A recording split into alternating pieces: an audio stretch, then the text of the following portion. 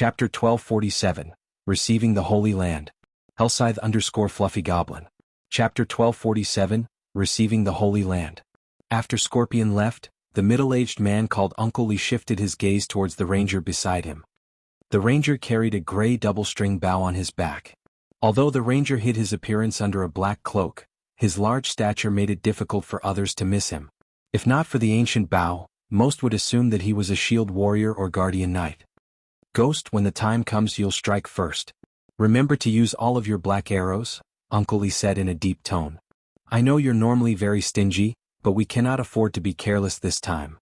Uncle Lee, I still have 4 black arrows on me. Are we really going to use all 4 on that kid? The ranger, Hungry Ghost, asked reluctantly. The black arrows were not your ordinary arrows. They had been passed down from ancient times, and each possessed the power to rival Tier 4 skills. Current players and NPCs had no way of reproducing them, so each arrow used depleted the finite number in God's domain. One could only obtain more black arrows by raiding ancient ruins. Yes. We'll need at least that many to take him down, Uncle Lee said as he glanced at Shifeng, who sat quietly across the room.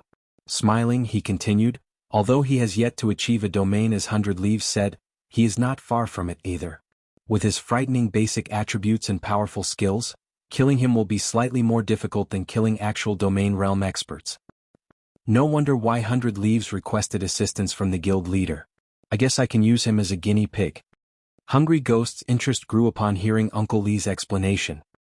He clearly hasn't reached the domain realm, yet he's even more difficult to kill than domain realm experts?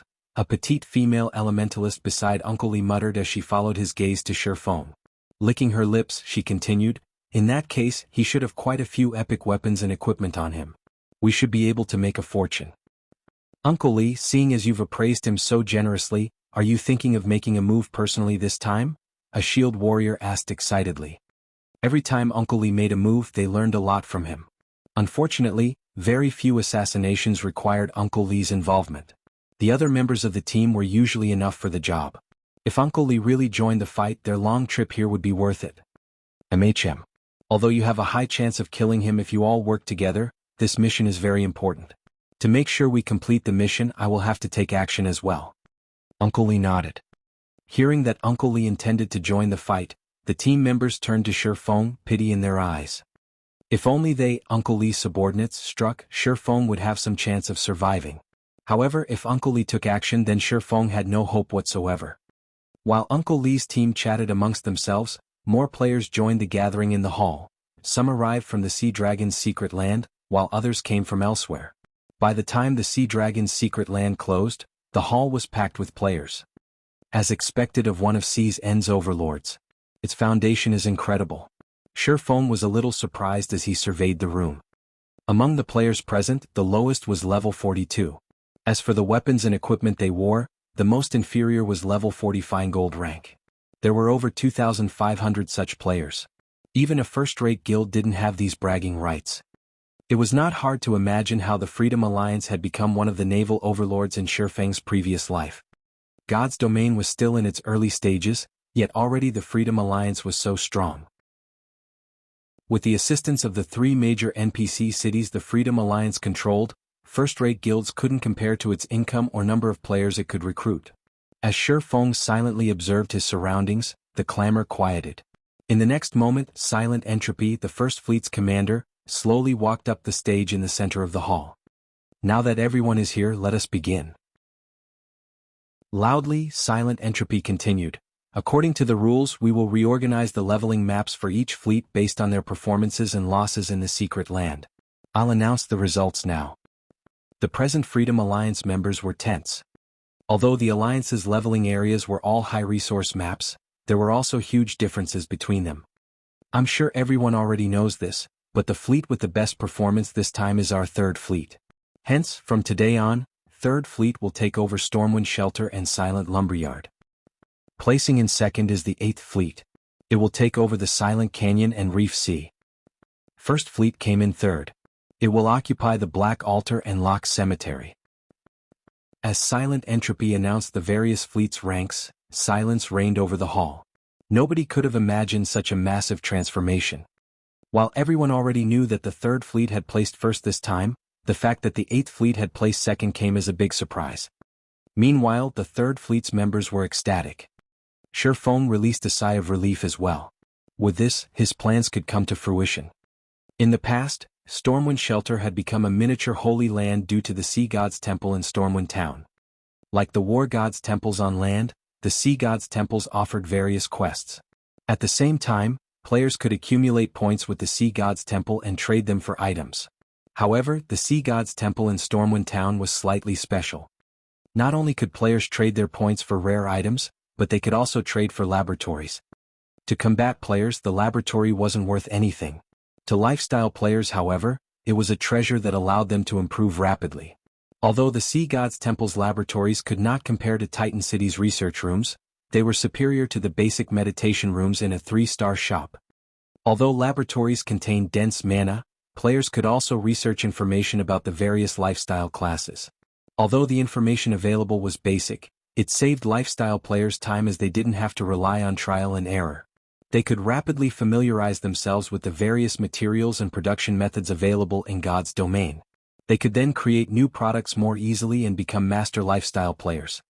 In the past, it was precisely because of these laboratories that the ranks of Sea's End's lifestyle players had skyrocketed, eventually catching up with lifestyle players on land. However, although the laboratories offered many benefits, they were not easy to enter. Players needed to spend Sea God's Temple points to gain access. Moreover, the price was fraudulent. One day inside a laboratory cost 100 points. Sea God's Temple points were harder to obtain than coins. Normally, one could only obtain them by completing the Sea God's Temple's quests.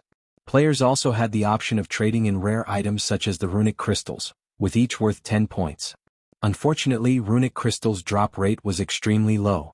Normally, only boss-grade sea monsters had a reliable chance of dropping them. Yet, renting a laboratory for a day cost 10 runic crystals. Hence, very few lifestyle players could afford to use them. Of course, as players' level increased and the supply of runic crystals became more abundant, more lifestyle players could gain access. However, that wouldn't happen for quite some time. However, Shi Feng possessed the Philosopher's Stone. As long as he collected enough runic fragments, he could easily synthesize runic crystals. Moreover, if he had the Stormwind emblem, it would grant him advanced authority in Stormwind Town. With that, he would receive a 20% discount when trading for items or services in the town's Sea God's Temple. Most importantly, he could purchase Stormwind Town's land. With all of these factors in hand, growing the Candlelight trading firm would be easy. Commander, now that Passing Monarch has taken over Stormwind Shelter, this will impact our ability to contest for the first seat. Should we cause some trouble for Passing Monarch? A cloaked oracle asked Silent Entropy quietly. No need. Even without our involvement, Passing Monarch will face plenty of challenges from Stormwind Shelter. With the strength of Passing Monarch's fleet, just holding the area will be difficult. We don't need to waste our manpower on this. Locating other leveling spots right now takes priority, Silent Entropy said, chuckling as he glanced at Passing Monarch and Shi Feng. Although the Stormwind Shelter was the best leveling spot the Freedom Alliance currently possessed, various other powers fought over the map. Keeping these other powers at bay would require a lot of manpower and resources. In his opinion, handing over Stormwind Shelter to Passing Monarch wouldn't strengthen the 3rd Fleet, but weaken it. Commander, should we still give the Stormwind emblems to Passing Monarch, then? Chapter 1248, Shop Expansion. Hellscythe_Fluffy Goblin. Chapter 1248, Shop Expansion. The Stormwind emblems? Silent Entropy frowned. He then asked, Shepherd, how many emblems do we have right now? Town emblems were extremely rare.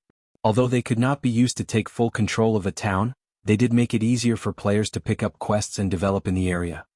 With Stormwind Shelter being a high-resource map, the Stormwind emblem's value went without saying.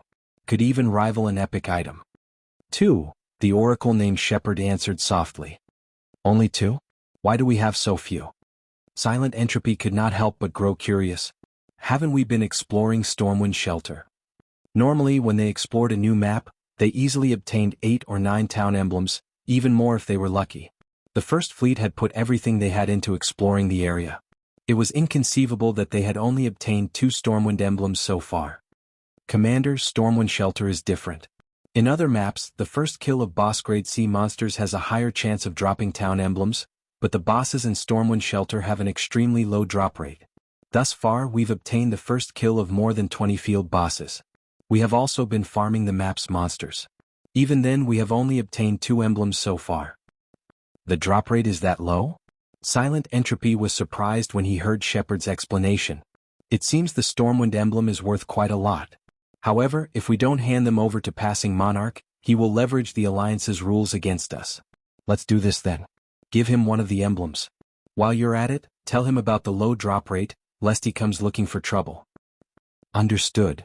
Shepard bowed before leaving. Meanwhile, as the various fleets conducted the handover process for their respective leveling spots, Shi Feng, sitting quietly in a corner, received a message from Melancholic Smile. The contents were very simple. At this point, the secret pavilion had handed over the 20 plots of land they had previously agreed upon, and they could reconstruct the buildings on these lands into the Candlelight trading firm's shops and begin purchasing diamond wood. The only thing holding them back was the lack of reconstruction funds. As they intended to purchase and stockpile diamond wood, they needed a very large warehouse to store it. Hence, they needed to construct the best shop available. Calculating conservatively, they would need to spend 1,000 gold on each plot of land, 20,000 gold in total. Even Shi Feng couldn't collect that much money at a moment's notice. After paying Sherlin the 5,000 gold inquiry fee, he had a little over 10,000 gold left on him. After receiving a portion of White River City's teleportation house profits, he now had 12,114 gold in total. Even if he emptied his wallet, he would not have enough to reconstruct the shops, much less purchase diamond wood in bulk. Most importantly, he had already signed a contract with Passing Monarch. As long as the latter gave him the Stormwind emblem, he would pay 10,000 gold. Once the sum was paid, he would only have around 2,000 gold left. Considering his financial status, Shi Feng's stomach cramped. Passing Monarch approached quietly, excitement and joy plastered across his face. Brother Yi Feng, here is the Stormwind emblem you requested. Don't lose it. For some reason, the emblem's drop rate in Stormwind Shelter is extremely low. I only have one. Replacing this will be very difficult, Passing Monarch warned his companion softly. He then traded the Stormwind emblem to Shi Feng. Stormwind emblem. Once equipped, player will enjoy advanced authority in Stormwind Town. I'll be careful. Shi Feng nodded as he stored the emblem. The Stormwind emblem's rarity didn't surprise him in the least. Otherwise, he wouldn't have offered to buy it for 10,000 gold. In the past, many people had offered to purchase the Stormwind emblem, and their starting bids were usually above 20,000. The emblem was far more valuable than epic items. However, even at that price, players rarely sold their emblems due to the abysmal drop rate. Aside from the higher drop rate for a first kill, subsequent field boss kills had a drop rate of roughly 0.1%. On average, the map only produced one Stormwind emblem per month. As a result, lifestyle players had no choice but to invest a large amount of time, slowly raising their reputation and authority in Stormwind Town. Currently, Stormwind Shelter was still in its exploration period as it was a large level 40 to 65 map. This increased the Stormwind emblem's value further. After all, the sooner one obtained the Stormwind emblem, the sooner they could truly garrison themselves in Stormwind Town.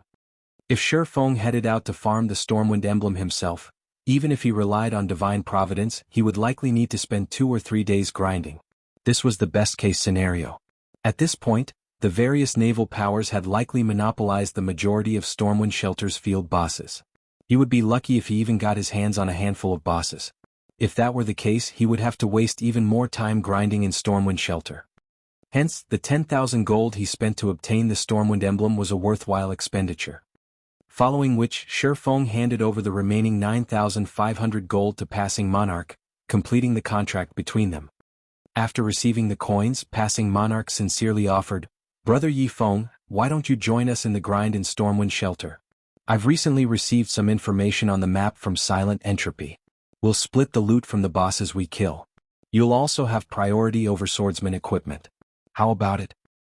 Hearing this, Blue Joy, who stood beside Passing Monarch, gaped in shock. She had never expected Passing Monarch to extend such generosity to Shi Feng. Normally, the most he offered peak experts in Sea's End was first pick of one weapon or piece of equipment, yet he had just offered to split the loot equally. Moreover, he intended to give Shifeng first pick. If news of this spread, it would shock every player in Sea's End. However, after considering it for a moment, Blue Joy wasn't terribly surprised. Passing Monarch wouldn't be so generous to just any peak expert. Shifeng was an exception simply because they had already witnessed his strength. With Shifeng's aid, they could take on even more powerful bosses. Although they would only be obtaining half of These's boss's loot, their harvest would likely be more abundant than monopolizing the weaker boss's loot. Thanks for the offer, but I still have many matters to attend to. Shifeng rejected the kind offer. We'll raid bosses together if there is another chance in the future. While killing powerful boss-grade sea monsters was very profitable, he was the leader of a guild. There were many matters that required his attention. If a guild wished to grow powerful, it needed to be managed carefully. Zero Wing would not grow stronger if he neglected his responsibilities as the guild leader. If something like that were possible, so many guilds wouldn't vanish each day. Blue Joy was slightly disappointed by the swordsman's response. However, she knew it was reasonable. Shifeng was both a powerful expert and a member of Zero Wing. How could he possibly spare the time to level with them? What a pity. Until next time then. During the next contest for the seating positions, we'll have to trouble you again, Passing Monarch said, sighing. Following which, Shifeng said his goodbyes to Passing Monarch and the others before leaving the Blue Jade restaurant and hurrying to Stormwind Shelter. As soon as Shifeng left the restaurant, Scorpion, who had hidden in the alleyway beside the building, followed after him. Uncle Lee, the target has left Blue Jade restaurant. By the looks of it, he seems to be heading to the teleportation hall to leave Blue Jade City, Scorpion reported as he followed Shifeng. What a busy man. Follow him. The moment he steps out of an NPC city will be the moment he loses his life, Uncle Lee said, chuckling. It was unwise to attack another player in an NPC city. Although the security in Sea's End's NPC cities was not as strict as the cities on land, it could not be underestimated. Against an expert like Shifeng in particular, they needed a more suitable environment. Understood. Scorpion then quickly followed Shifeng into the teleportation hall. Chapter 1249, Nameless Shop. Hellscythe_Fluffy Goblin. Chapter 1249, Nameless Shop. As a golden glow rose from the teleportation array, Shifeng disappeared from Blue Jade City to arrive in Stormwind Town. Stormwind Town was the only safe location within Stormwind Shelter. While it was called a town, it was not one bit inferior to the NPC cities in Starmoon Kingdom with a player population of 500,000 or so.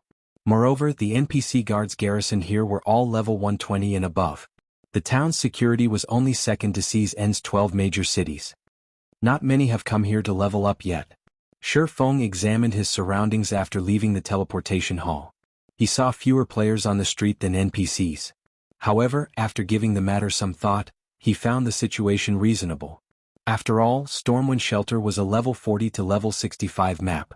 At this stage of the game, only a minority of players were capable of reaching past level 40. Even if players in Sea's End leveled up more quickly than those on land, there shouldn't be too many players capable of reaching level 40 and beyond. Not to mention, Stormwind Shelter was far more dangerous compared to maps of similar levels. As a result, fewer players were willing to visit this place. In fact, Stormwind Town possessed such high-level NPC guards due to the dangerous environment. Not only did players have to watch out for sea monsters when they left the town's protection, but they also had to be wary of Sawajin ambushes. Stormwind Shelter was home to the foreign race known as Sawajins. Leveling here was at least twice as challenging as in similar maps. Even if elite players from Sea's End formed a team, they would find it very difficult to survive here. A team would need expert leads at the very least. This was because Sahajins were not stupid like sea monsters. They were capable of jumping onto players' ships to engage in melee combat. At the same time, they would command sea monsters to attack ships, attacking players from all sides. As a result, players seeking to level in Stormwind Shelter needed high-quality ships and high combat standards. This was a trial for those living in Sea's End. Although very few players currently resided in Stormwind Town, correspondingly, players who had consistently grinded in Stormwind Shelter were stronger on average. Most of the players around town were level 41, with many having already reached level 42. In Starmoon Kingdom, only experts were level 40 or higher. As for the weapons and equipment Stormwind Town's players wore, even the most inferior was level 40 secret silver equipment. forming a team to grind in corrosive cave. I already have an advanced speedboat. Applicants must be level 41 or above and must have at least 4 pieces of level 40 fine gold equipment. One-day trip to Sawajin's nest. Only recruiting level 41 and above experts. Must have 6 pieces of level 40 fine gold equipment. Those with level 40 dark gold weapons get priority. Will hold an internal auction for any loot. As soon as Shi Feng stepped onto the main street, he was greeted by the sight of players attempting to recruit team members. Their minimum requirements were astounding. However, Shi Feng paid little attention to these players as his goal was in the business district by the town's main entrance. The business district was Stormwind Town's most lively location. The players there were preoccupied with setting up stalls and selling wares. Selling this fine gold ranked blast bow at a low price. Interested buyers come quickly. Selling Sawajin's journals, 12 silver per page. Want to complete the quest? Don't miss out on this opportunity. Purchasing silver tiers for 3 silver each. Only purchasing 100 drops. Unlike in Starmoon Kingdom, players residing in Sea's End's towns would not sell their items at the auction house. Instead, they set up stalls in their respective business districts. There were 2 main reasons for this. The first was that auction houses were only available in the 12 major cities. Due to the large distance between each island, teleportation's fees were exorbitant. For example, it cost Shi Feng 52 silver to teleport from Blue Jade City to Stormwind Town. Normally, players would teleport to District Town, rather than Stormwind Town, crossing the remaining distance on their speedboats. Although this path took a lot of time, it was much cheaper to teleport to District Town. The second reason was that fees in Sea's End's auction house were much higher than on land. The fee was roughly 20% of the item's total value. It was a fraudulent amount. However, one had to admit that the services one obtained in return for such an exorbitant fee were worthwhile. When using one of Sea's End's auction houses, a player's item would display in all 12 major cities. One would not have to worry about their items not selling. However, for mundane low-value items, players generally had to rely on their own stalls. Either that, or they would accumulate those items for some time before selling them in bulk in an auction house. Very quickly, Shi Feng arrived before an NPC grocery store in the business district. Dear customer, may I know what you are looking for? Our shop offers a wide range of fine products at affordable prices, the shopkeeper, a chubby, middle-aged man with a short beard, said as he greeted Shi Feng. I'd like to rent your shop, Shi Feng announced, wearing the Stormwind emblem. He had already inspected the business district and was rather fond of this grocery store's location. Using it as a secret shop for the candlelight trading firm would be ideal. Although he preferred to purchase the shop, he didn't have much money to spare at the moment. Hence he settled with renting the shop for now. Unlike in Starmoon Kingdom, players did not have to negotiate with the town hall to purchase town shops in Sea's End. Players simply needed to negotiate a price with the shop owner. Of course, players had to possess sufficient authority within the town as a precondition. Even renting a shop required a certain level of authority. However, while renting a shop was much cheaper than outright buying one, there were 2 risks to consider. The first risk was that shops were rented to the highest bidder. Once a shop's rental period ended, players would have to outbid each other if more than one wanted the shop. The other risk was that, if another player bought the shop while it was being rented, the tenant would be deprived of their ownership once the rental period ended.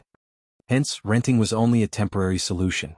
When taking long-term profits into account, it was better to purchase a shop. Dear customer, you have good eyes. Our shop has existed for more than 100 years. We also have the best location in town.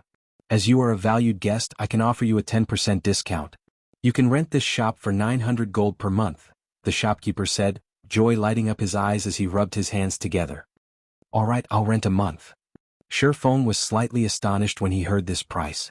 However, it was reasonable as this would become a miniature Holy Land in the future. The price to purchase the shop was certainly 10 times higher than the rental fee. Following which, Shi Feng paid the 900 gold and obtained the lease for the grocery store. Shi Feng had no intentions of refurbishing the shop, and he didn't intend to replace its staff. He simply hung a signboard beside the shop's entrance. Our shop is purchasing runic fragments in bulk for 5 silver coins per stack.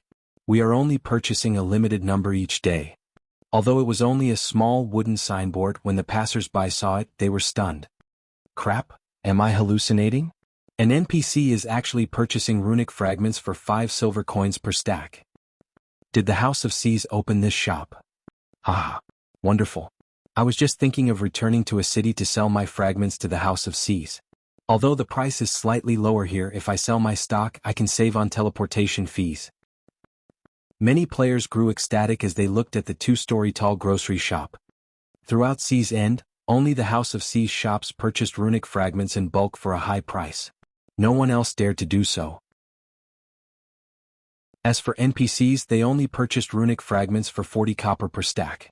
Rather than selling runic fragments to NPCs, players made more profit by stocking up and looking for an NPC master alchemist to synthesize runic crystals.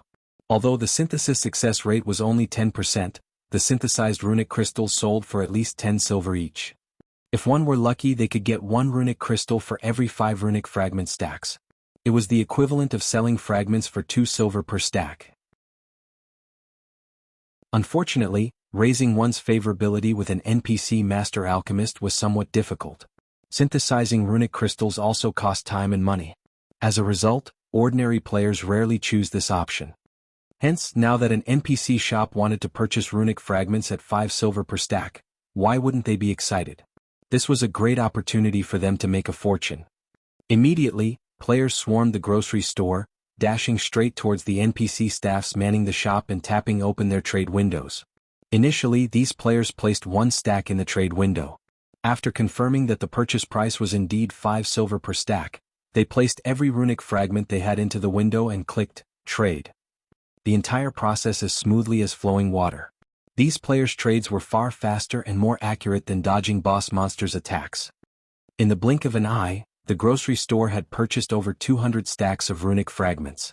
Meanwhile, the 1,000 gold Shirfeng stored in the shop dropped by around 10 gold. Damn it! I still have a ton of runic fragments in my warehouse.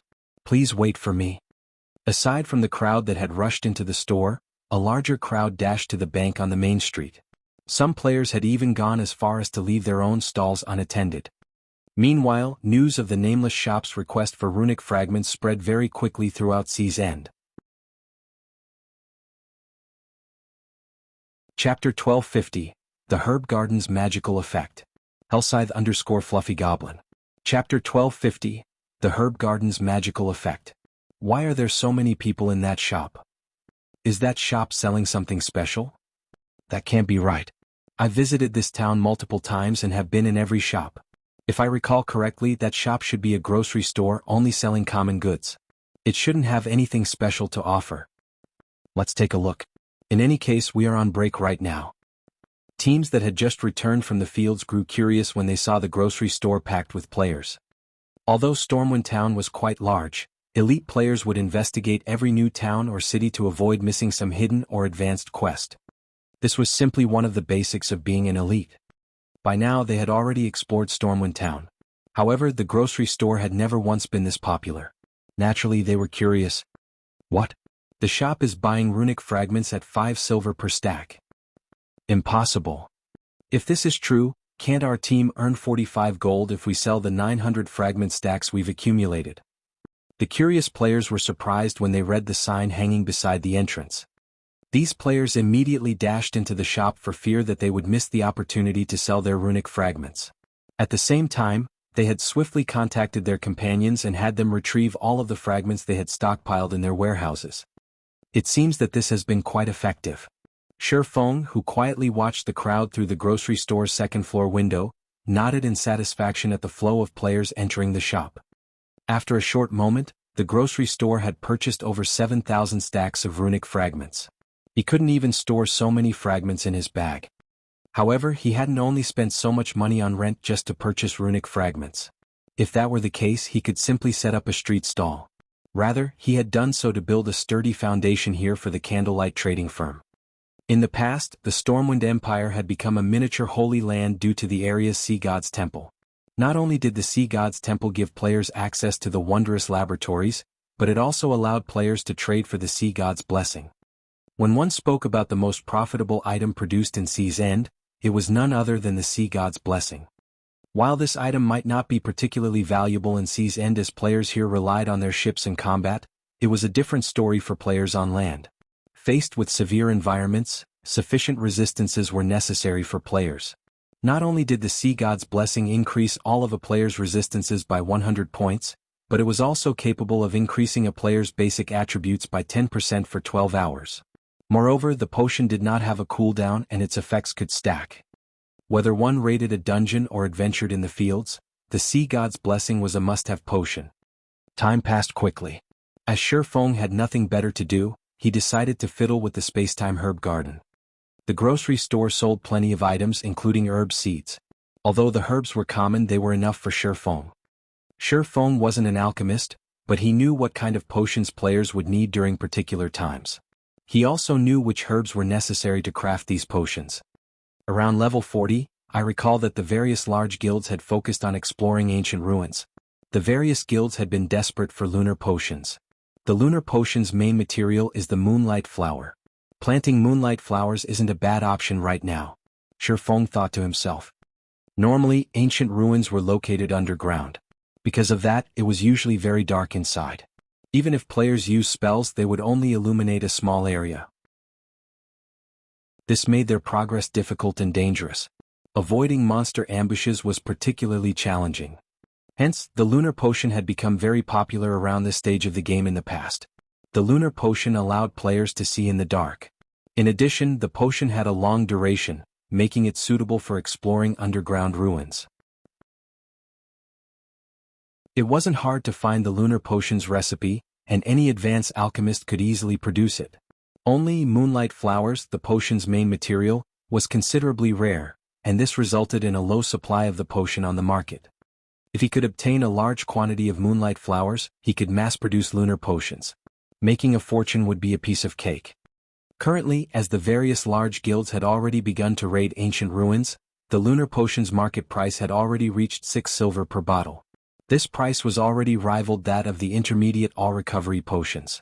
Meanwhile, crafting the intermediate all-recovery potion nearly cost 3 silver, whereas one could craft the lunar potion for less than 80 copper, 50 of which were spent on obtaining moonlight flowers. However, due to the rise in the lunar potion's price, moonlight flowers' prices had also increased. Right now, each flower could sell for around 2 silver, significantly increasing the cost of the lunar potions. Following which, Feng purchased a large quantity of moonlight flower seeds and filled the Spacetime Herb Garden. Each moonlight flower needed 2 by 2 yards to grow. Overall, the herb garden allowed Feng to plant 62,500 flowers. Each moonlight flower seed cost 5 copper, costing a total of 31 gold, 25 silver.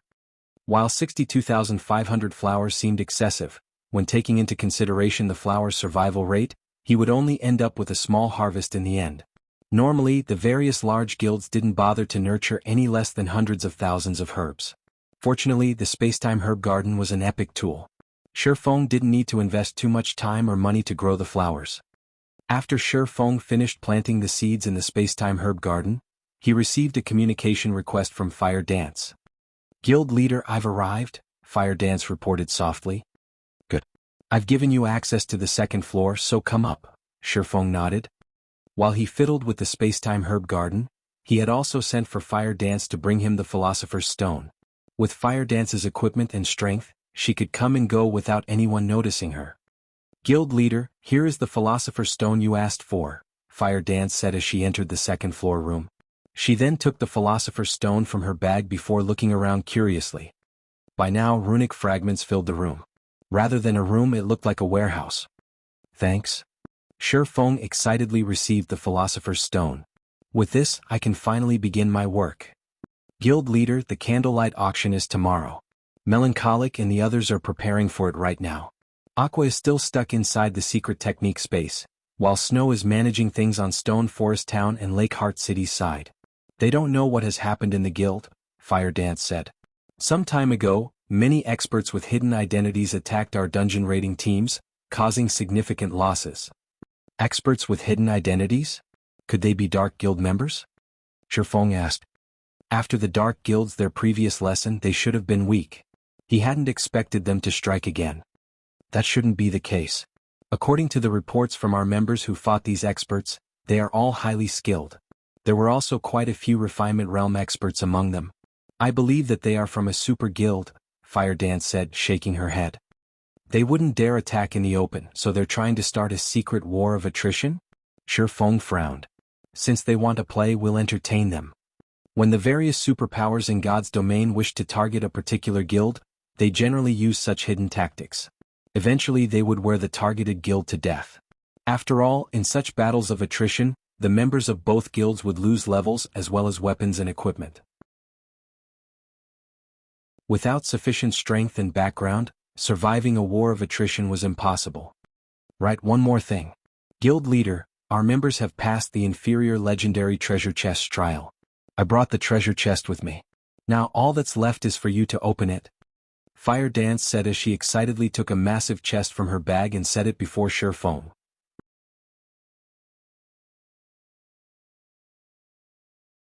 Chapter 1251, Treasure Appears. Hellscythe_Fluffy Goblin. Chapter 1251, Treasure Appears. Everyone has passed their trials already? Shi Feng could not help his growing excitement as he gazed at the inferior legendary treasure chest before him. Even in his previous life, he had never heard of an inferior legendary treasure chest. Initially, he had expected conquering the treasure chest to take a long time. After all, the trial inside the treasure chest wasn't easy to clear. Clearing it with enough people would be even more difficult. I wonder what kind of items are inside. It'd be great if a fragmented legendary weapon appeared. The guild could give birth to another peak expert. In God's domain, weapons provided a much higher boost to a player's combat power than equipment. Take Fire Dance for example.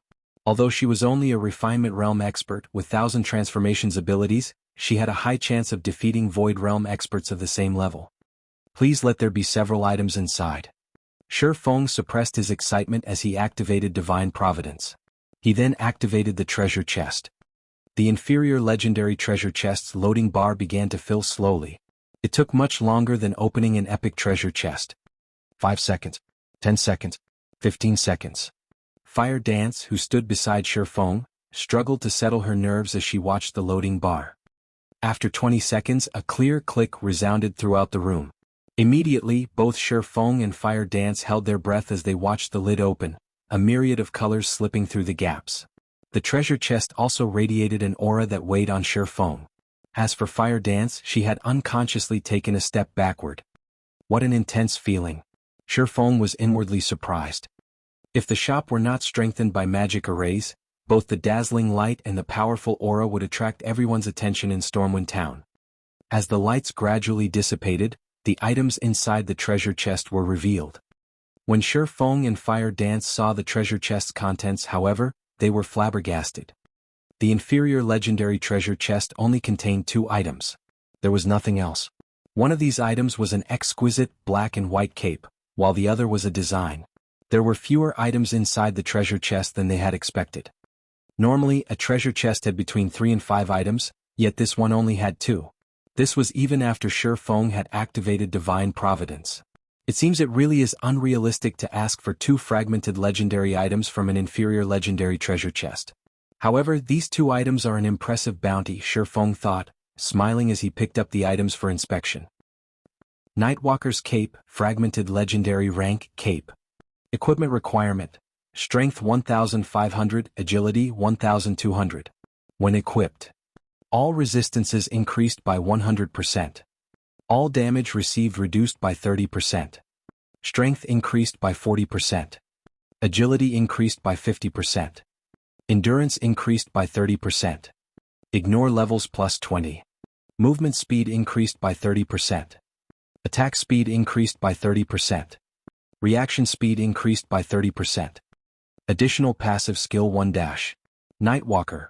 When the cape is equipped, no information about the player can be examined. Physique improved by 10%. Additional passive skill 2 dash. Divine Speed. Player's starting movement speed increased to 30% of player's maximum movement speed. Additional active skill 1 dash. Divine Steps. Summons 10 doppelgangers before a maximum of 10 targets for 5 seconds. Doppelgangers do not possess any attack capabilities. Throughout this duration, player is invulnerable. Player can switch positions with any doppelganger freely. Maximum cast range of 100 yards. Cooldown, 10 minutes. Additional active skill 2 dash. Void Shield. Forms a shield that has an HP of 10 times the player's maximum HP for 2 minutes. As long as shield exists, players' HP recovery speed increased by 500% and movement speed increased by 100%. Cooldown, 30 minutes. The blacksmith god Bayer crafted this cloak for the Tyrant of Destruction, but it was damaged in the battle against the god Slayer. However, as the divine runes remain intact, it can be repaired with 7 god crystals. Current number of absorbed god crystals, 0/7. Although it wasn't a weapon, the Nightwalker's cape was undoubtedly rarer than a fragmented legendary weapon. Shi Feng immediately fell in love with the Nightwalker's cape as soon as he laid eyes on it. Although the cape's attributes could not compare to the 7 luminaries' battle armor, it happened to be exactly what Shi Feng needed. Unlike other classes, swordsmen relied on normal attacks to do damage in both combat against players and monsters. Hence, reaction speed was very important for a swordsman. Meanwhile, the Nightwalker's cape instantly increased its wearer's reaction speed by 30%. In high-speed battles against experts, the cape would be wondrously effective. Furthermore, after equipping the cape, he would obtain the passive skill, Divine Speed. In God's domain, players' movement speed and attack speed accelerated from 0. As in the real world, players had to build momentum. Divine Speed allowed players' movement speed to start from 30% of their maximum, allowing them to reach maximum speed far more quickly. Although the time one could save with this was minuscule and barely perceptible by ordinary players, in the eyes of experts, this small amount was extremely valuable. Because it wouldn't take as long to reach their maximum speed, players could dodge attacks that were normally unavoidable. However, it was the other item that truly surprised Shi Feng. The Void Bomb design. Void Bombs were similar to the basic Mana Pulse Bomb. It was a tool of war with astounding power. However, although the Void Bomb was as devastating as the basic Mana Pulse Bomb, the Void Bomb had a larger effective area. Each bomb could cover an area of 20 by 20 yards. In the past, the Void Bomb had been in high demand but practically non-existent, as normally, one could only obtain them by completing quests, exploring ancient ruins and opening treasure chests. Shi Feng had never considered that players could actually craft such an item. If he could mass-produce the Void Bomb, the consequences would be inconceivable. Sure enough, it will be very difficult to mass-produce. When Shi Feng glanced at the required materials, he found that every material was extremely rare. Crafting this bomb required a total of 5 rare materials. Among them, the most valuable was a type of metal called Void Iron. Few kingdoms produced this type of ore. Currently, Void Iron sold for 2 gold per ingot, and the Void Bomb required 5. Without taking into account the production success rate, based on his initial estimate, crafting the Void Bomb would cost at least 25 gold. Even a first-rate guild would go bankrupt if it attempted to mass-produce these bombs. However, it wasn't exactly impossible to mass-produce so long as Zero Wing took control of a Void Iron vein. According to Shi Feng's memories, 6 Void Iron veins had been found in the past, and every one of them had been controlled by either super guilds or super first-rate guilds. Any guild that attempted to wrangle control of these veins met utter annihilation. Void Iron veins produced more than just Void Iron. They also produced magic crystals. There was even a tiny chance to mine 7 luminaries crystals. This minuscule chance was precisely the reason that the various superpowers had fought over Void Iron veins desperately. Some of these superpowers had even been wiped out in these struggles. Chapter 1252, Lively Town. Void Iron? Shi Feng fell into deep thought as he examined the Void Bomb design. Thus far, only he knew the secret that Void Iron veins could produce 7 luminaries crystals. Hence, the current superpowers shouldn't be so desperate to secure the veins yet. Even so, the fact that a Void Iron vein could produce magic crystals was tempting enough. Void Iron was also far more valuable than magic crystals. If a Void Iron vein were discovered, many of the superpowers would rush into the competition for it. Fortunately, it was not completely impossible for Zero Wing to occupy a Void Iron vein. There were very few Void Iron veins in God's domain, and they were all located in very dangerous areas, the lowest of which were above level 60. Among them, 1 Void Iron vein could be found in the Storm Empire. If we can occupy a Void Iron vein with the Candlelight Trading Firm's strength, we'll be capable of mass-producing the Void Bomb. They'll be very useful against dungeon bosses or in guild wars. Thinking up to this point, Shi Feng's eyes shone with excitement. If even the basic Mana Pulse bombs could be so beneficial, mass-producing the Void Bombs would elevate the guild's strength to a whole new level. It would be a huge waste to pass up mass production. If there's an opportunity, we'll have to make a trip to the Eye of the Storm. The Storm Empire's Void Iron Vein was located in the Eye of the Storm, which also happened to be the largest canyon in the Empire. Due to the area's steep terrain, it wasn't a suitable place for humans to build their homes. Hence, foreign races had ruled over the Eye of the Storm for many years, making it a very dangerous place for humans. As for the map's level range, it was between level 60 to level 90. Players below Tier 2 would surely die if they explored the map carelessly. Due to these risks, it's impossible that any current players or guilds had discovered the vein. It was even less likely that anyone had claimed it. Just knowing this gave Shifeng a huge advantage. Guild leader, you're so unfair. How can you admire the items without me? Fire Dance whined at Shifeng, who had been grinning silently into the treasure chest. Although she had watched and waited to see what items the treasure chest spawned, she couldn't see how many had appeared. Shifeng had just opened an inferior legendary treasure chest. Since there were 2 items inside, they must be extraordinary. Here you go. But let's keep this between us, don't tell anyone. Shifeng finally remembered that Fire Dance was waiting beside him. He then shared the item statistics with her. Upon seeing the information, Fire Dance was dazed. Both the Nightwalker's cape and the Void Bomb design were astounding items. If they could mass-produce the Void Bombs in particular, they wouldn't have any issues dealing with mythic monsters in the future. However, the fact that Shifeng could equip the Nightwalker's cape right now was even more shocking than the items themselves.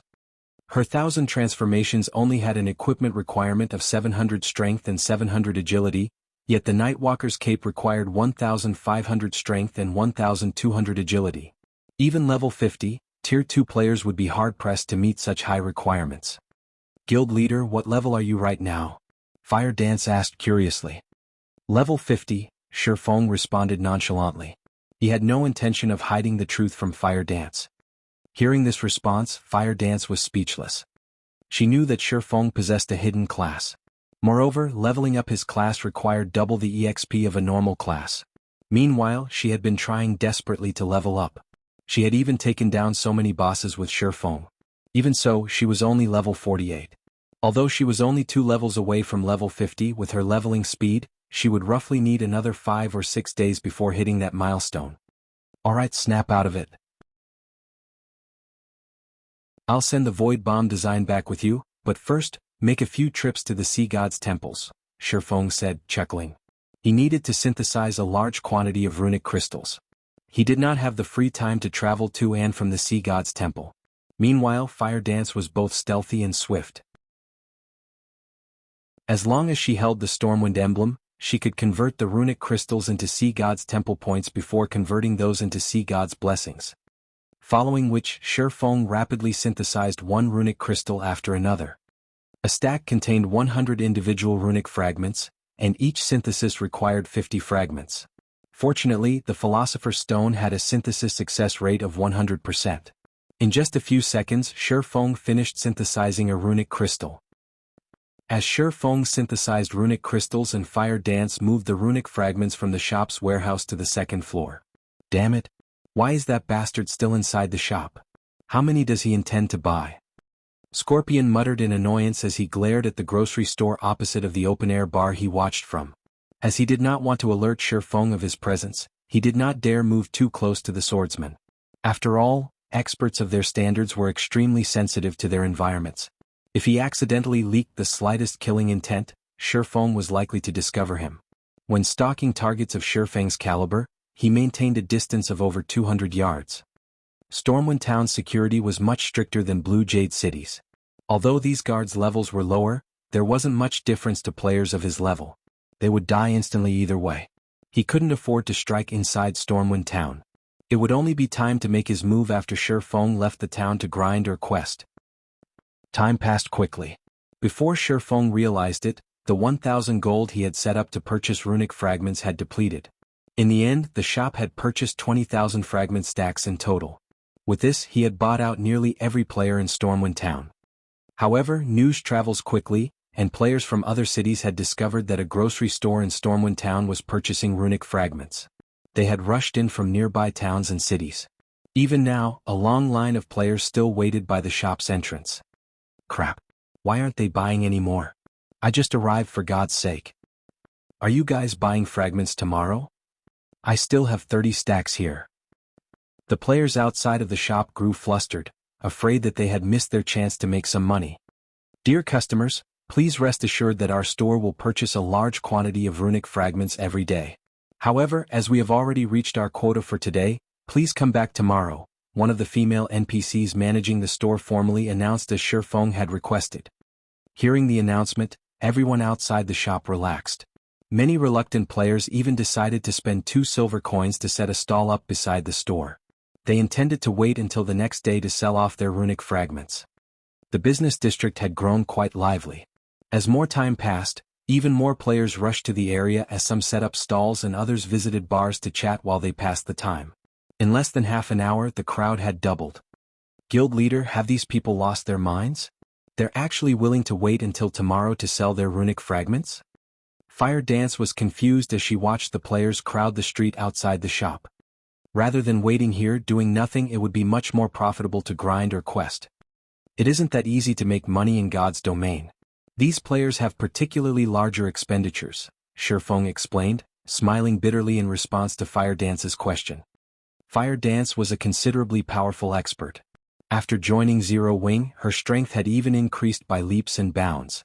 Meanwhile, the guild paid for most of her costs, including her repair fees and the cost of her usual consumable items. In addition, she wore a set of top-tier equipment. Her equipment needs were met. Even if they weren't, her weapons and equipment were not easy to obtain for players or guilds. She was oblivious about the suffering independent players faced in God's domain. Most elite players in Seas and only made 10 silver or so each day, and that was if they teamed up. They earned even less if they operated solo. Both land and sea monsters rarely dropped coins. They mainly dropped materials, and NPCs usually purchased these materials for very little, yet selling one stock to payers would require a lot of time. For the majority of these players, quests were their most profitable source of income. Unfortunately, very few players actually got their hands on high-quality quests. To these players, an opportunity to sell their runic fragments for 5 silver per stack was like a gift from heaven. If they had stockpiled fragments, they could easily make several gold. How could these players possibly bypass such a golden opportunity? Alright, now that we've traded for all of the sea god's blessings we can, it's time we leave this place.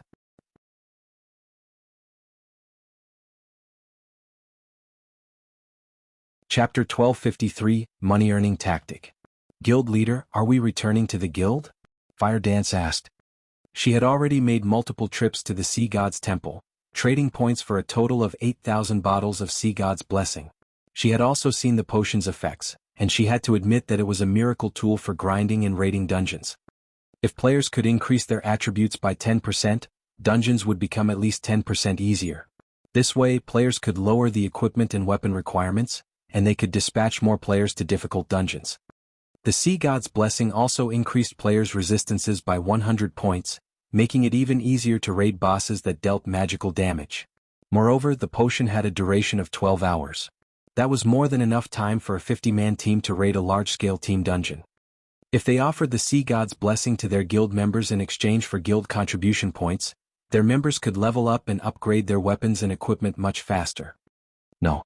We're heading to the Fire Dragon Empire, Shifeng said, shaking his head. The Sea God's blessing was precious. If not for the Philosopher's Stone, it would not have been possible to obtain so many within such a short time. While it was not a bad idea to put it up for trade in the guild, doing so would expose his identity. Moreover, earning money was far more important right now.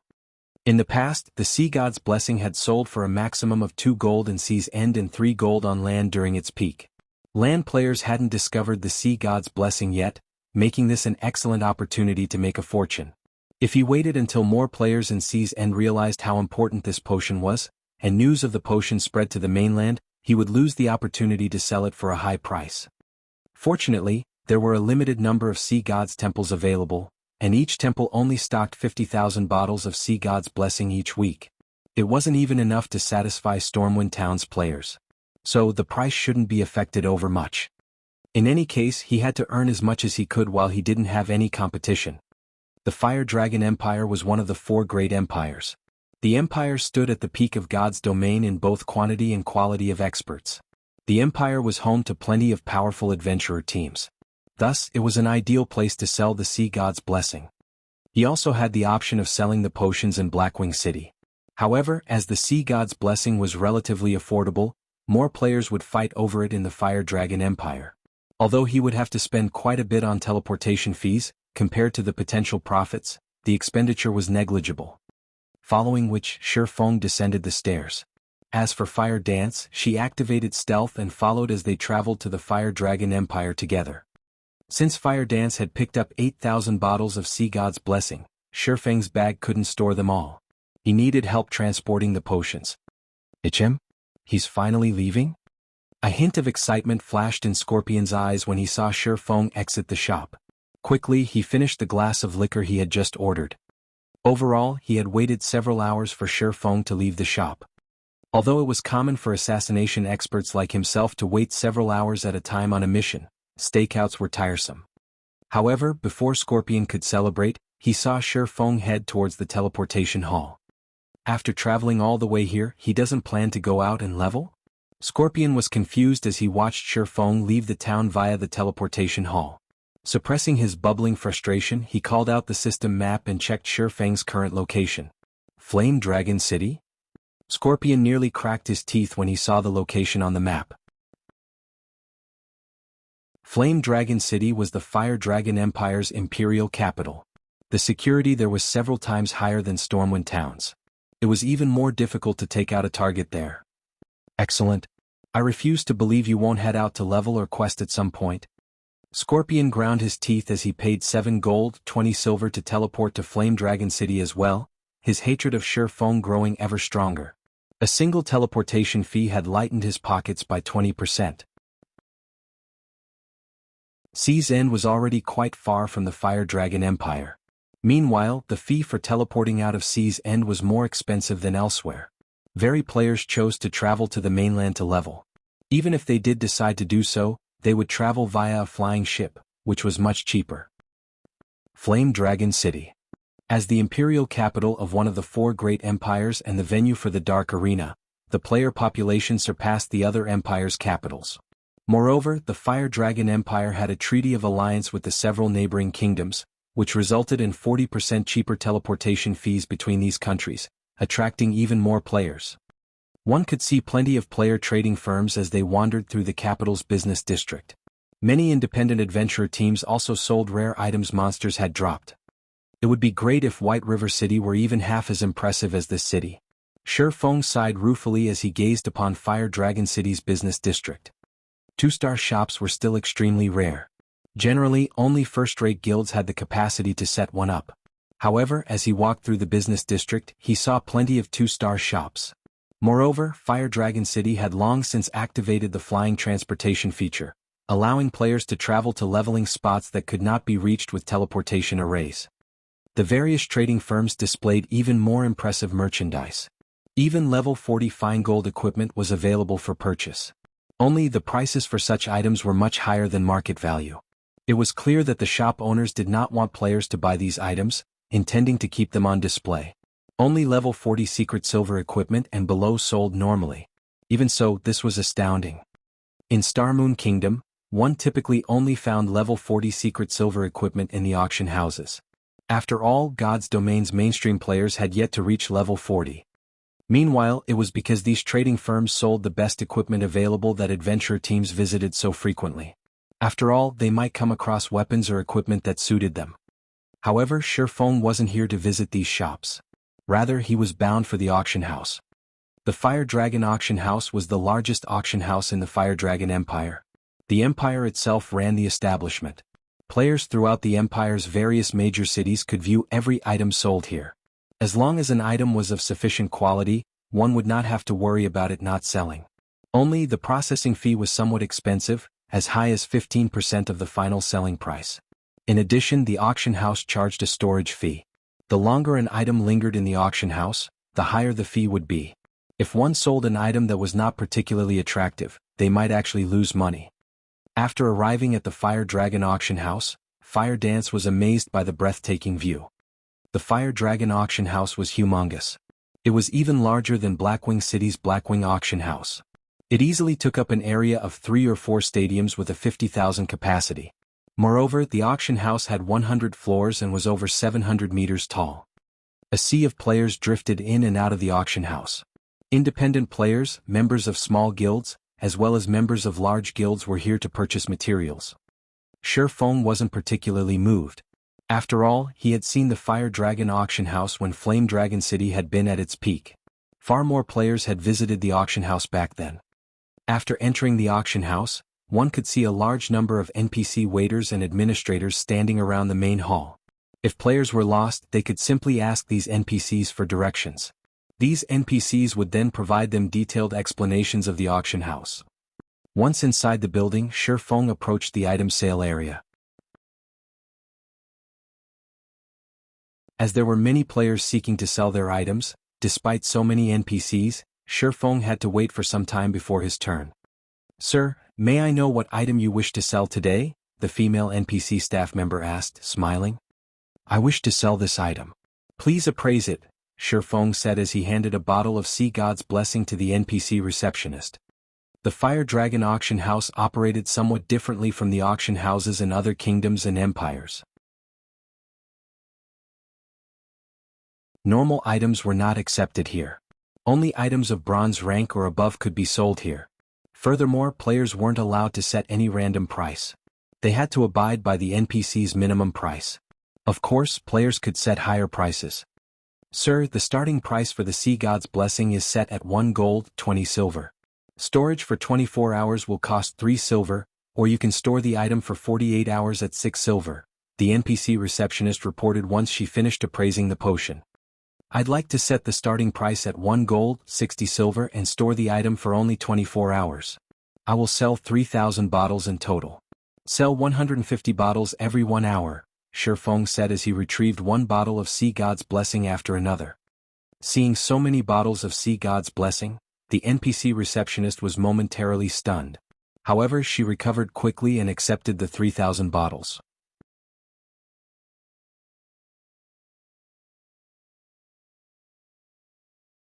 Chapter 1254, Taking the Empire by Storm. After commissioning the 3,000 Sea God's Blessing bottles to the Fire Dragon auction house, Shi Feng left the auction house with Fire Dance and hurried back to the teleportation hall. Guild leader, with the capabilities of the Fire Dragon Empire's players, they shouldn't have any problems using 8,000 Sea God's Blessings. "Why are we setting out for another empire?" Fire Dance asked, confused. "We are too poor right now. With our limited stock of Sea God's Blessings, we have to employ hunger marketing if we want greater profits," Shi Feng explained, smiling bitterly. If given the choice, he would sell all the potions here in one go rather than waste time running about. However, he had too many aspects that required funds. This was especially true for fees to reconstruct the 20 shops he had recently acquired from the secret pavilion as well as the diamond would cost. Naturally, he had to try to earn as much as possible. Although there were a lot of players in the Fire Dragon Empire and plenty of first-rate guilds, he couldn't place all of his eggs into one basket if he wanted the Sea God's Blessing to fetch a high price. After all, despite the potion's affordable price, it was still easily affordable for ordinary players. Normally, only guilds and powerful adventurer teams could buy the potion in bulk. Yet, there was a limited number of such adventurer teams and guilds in the Fire Dragon Empire, limiting how high the Sea God's Blessing's price could rise. Hence, he had decided to test the waters with 3,000 bottles first. Very quickly, Shi Feng and Fire Dance traveled to the Beast Empire's Beast City. Meanwhile, Scorpion, who had been tailing Shi Feng in secret, fumed with rage. Shi Feng had arrived in Flame Dragon City less than an hour ago, yet he was leaving already. It wouldn't be so bad if Shi Feng's destination were outside the city. However, of all the places Shi Feng could have chosen, he chose the faraway Beast Empire. A one-way trip there from Flame Dragon City cost 3 gold, 74 silver. Not only had Scorpion failed to find an opportunity for his allies to ambush Shi Feng, but he had also wasted over 10 gold. This was hard-earned money that he had saved to purchase a new weapon. While he was one of the Sacred Temple's peak experts, he had obtained most of his weapons, equipment and skills himself. He was only slightly better off than the guild's elite members in that he could purchase top-tier items cheaply with coins or guild contribution points. Yet now he had spent nearly 1/3 of his savings just to follow Shi Feng around. He even began to consider attacking Shi Feng outright. Shortly after Shi Feng left the Fire Dragon auction house, The Sea God's blessing appeared in the auction house's potion window. Who's this seller? He's actually selling a potion for 1 gold, 60 silver. Has he lost his mind? Crap. Does he think he's selling dragon blood? The various guilds and adventurer teams' logistic members, who had come to purchase potions, were astonished when they saw the Sea God's blessing. The intermediate regeneration and intermediate mana recovery potions they usually purchased only cost several silver per bottle. Even the mana mixture, which was slightly more valuable, only cost a dozen or so silver coins. Meanwhile, the mana mixture could temporarily increase a player's maximum mana by 10%. Yet, someone was actually selling a potion that no one had ever heard of for 1 gold, 60 silver. Moreover, that was only the potion's starting price. However, these logistics members quickly calmed themselves as they clicked to check the Sea God's Blessings attribute panel and read its introductory text. As logistics members, their task was to purchase all sorts of useful potions. Whenever a new potion appeared, they were required to investigate it. If they missed an opportunity to obtain a particularly precious potion, they would be severely reprimanded. However, as these players read the Sea God's Blessings introduction, their mocking laughter died as an excited madness took its place. Leader, I discovered a super potion that increases all basic attributes by 10% and resistances by 100 points for 12 hours. If every member of our Royal Thunder team drinks this potion, we won't have any issues raiding Hell Mode team dungeons. A potion can do that? Buy them all. Quickly. But the potion isn't cheap. Not cheap? How much is it? As long as it isn't too outrageous, we'll take them all. The starting price is 1 gold, 60 silver per bottle. The various logistics members contacted their superiors. If the potion had simply cost 20 or 30 silver per bottle, they could make the decision on their own. However, the Sea God's Blessing starting price was too high. They did not have the authority to approve such a large purchase. When they learned of the potion's starting price, the superiors in both the large guilds and the adventurer teams were stunned into silence. However, after a moment of silence, every one of these upper echelons issued the same command. Buy them all. While the price was indeed very high, its effects were astonishing. If used properly, it could easily elevate a team's strength to a whole new level. The potion might even enable a team to raid a dungeon of a higher difficulty, allowing access to higher quality weapons and equipment. Immediately, the various logistics members bid on the Sea God's Blessing. From the initial 1 gold, 60 silver, the price quickly rose to 1 gold, 61 silver, before rising again to 1 gold, 62 silver. The potion's price soared. At the same time, news of the Sea God's Blessing shocked many first-rate guilds and superpowers. How can such a potion actually exist? Investigate this potion's origin and the method to obtain it immediately. Unlike ordinary large guilds and adventurer teams, these first-rate guilds and superpowers were more interested in the Sea God's Blessing's origin. Immediately they began to research the potion. At the same time, they sent their logistics members to purchase every available bottle. At most, the 150 available bottles would cost several hundred gold. Ordinary large guilds might hesitate to make such a large expenditure, but this amount of money was negligible to first-rate guilds and superpowers. As long as they could raid level 45 Hell Mode large-scale team dungeons, obtaining 2 or 3 pieces of level 45 dark gold equipment, they would make up for the loss with money to spare. Have these people lost their minds? It's already at 2 gold, 60 silver per bottle, yet they're still bidding. The first-rate guilds and superpowers' intervention caused the price of the Sea God's Blessing to skyrocket, instantly exceeding the various adventurer teams' budget. Leader, the potion's price has already reached 2 gold, 65 silver. By the looks of it, the price will continue to rise. I no longer have enough coins on hand to buy all of the potions. Damn it. This is definitely those first-rate guilds doing. But this is our best opportunity to take down a Hell Mode team dungeon. We cannot miss this chance. I'll have someone send you some money later. We don't need to purchase all of them. 50 bottles should be enough. Understood. At the end of the day, an adventurer team could not compete with a large guild's financial strength. Fortunately, adventurer teams didn't need all 150 bottles. They could manage with 1/3 of that. Unfortunately, while the various adventurer teams discussed their options, none of the large guilds intended to let the potions fall into anyone else's hands. Very quickly, the price of the Sea God's Blessing broke past the 4 gold threshold, exceeding the record high in Shifang's previous life. Once the auction for the 150 Sea God's Blessing bottles concluded, Shifeng was stunned.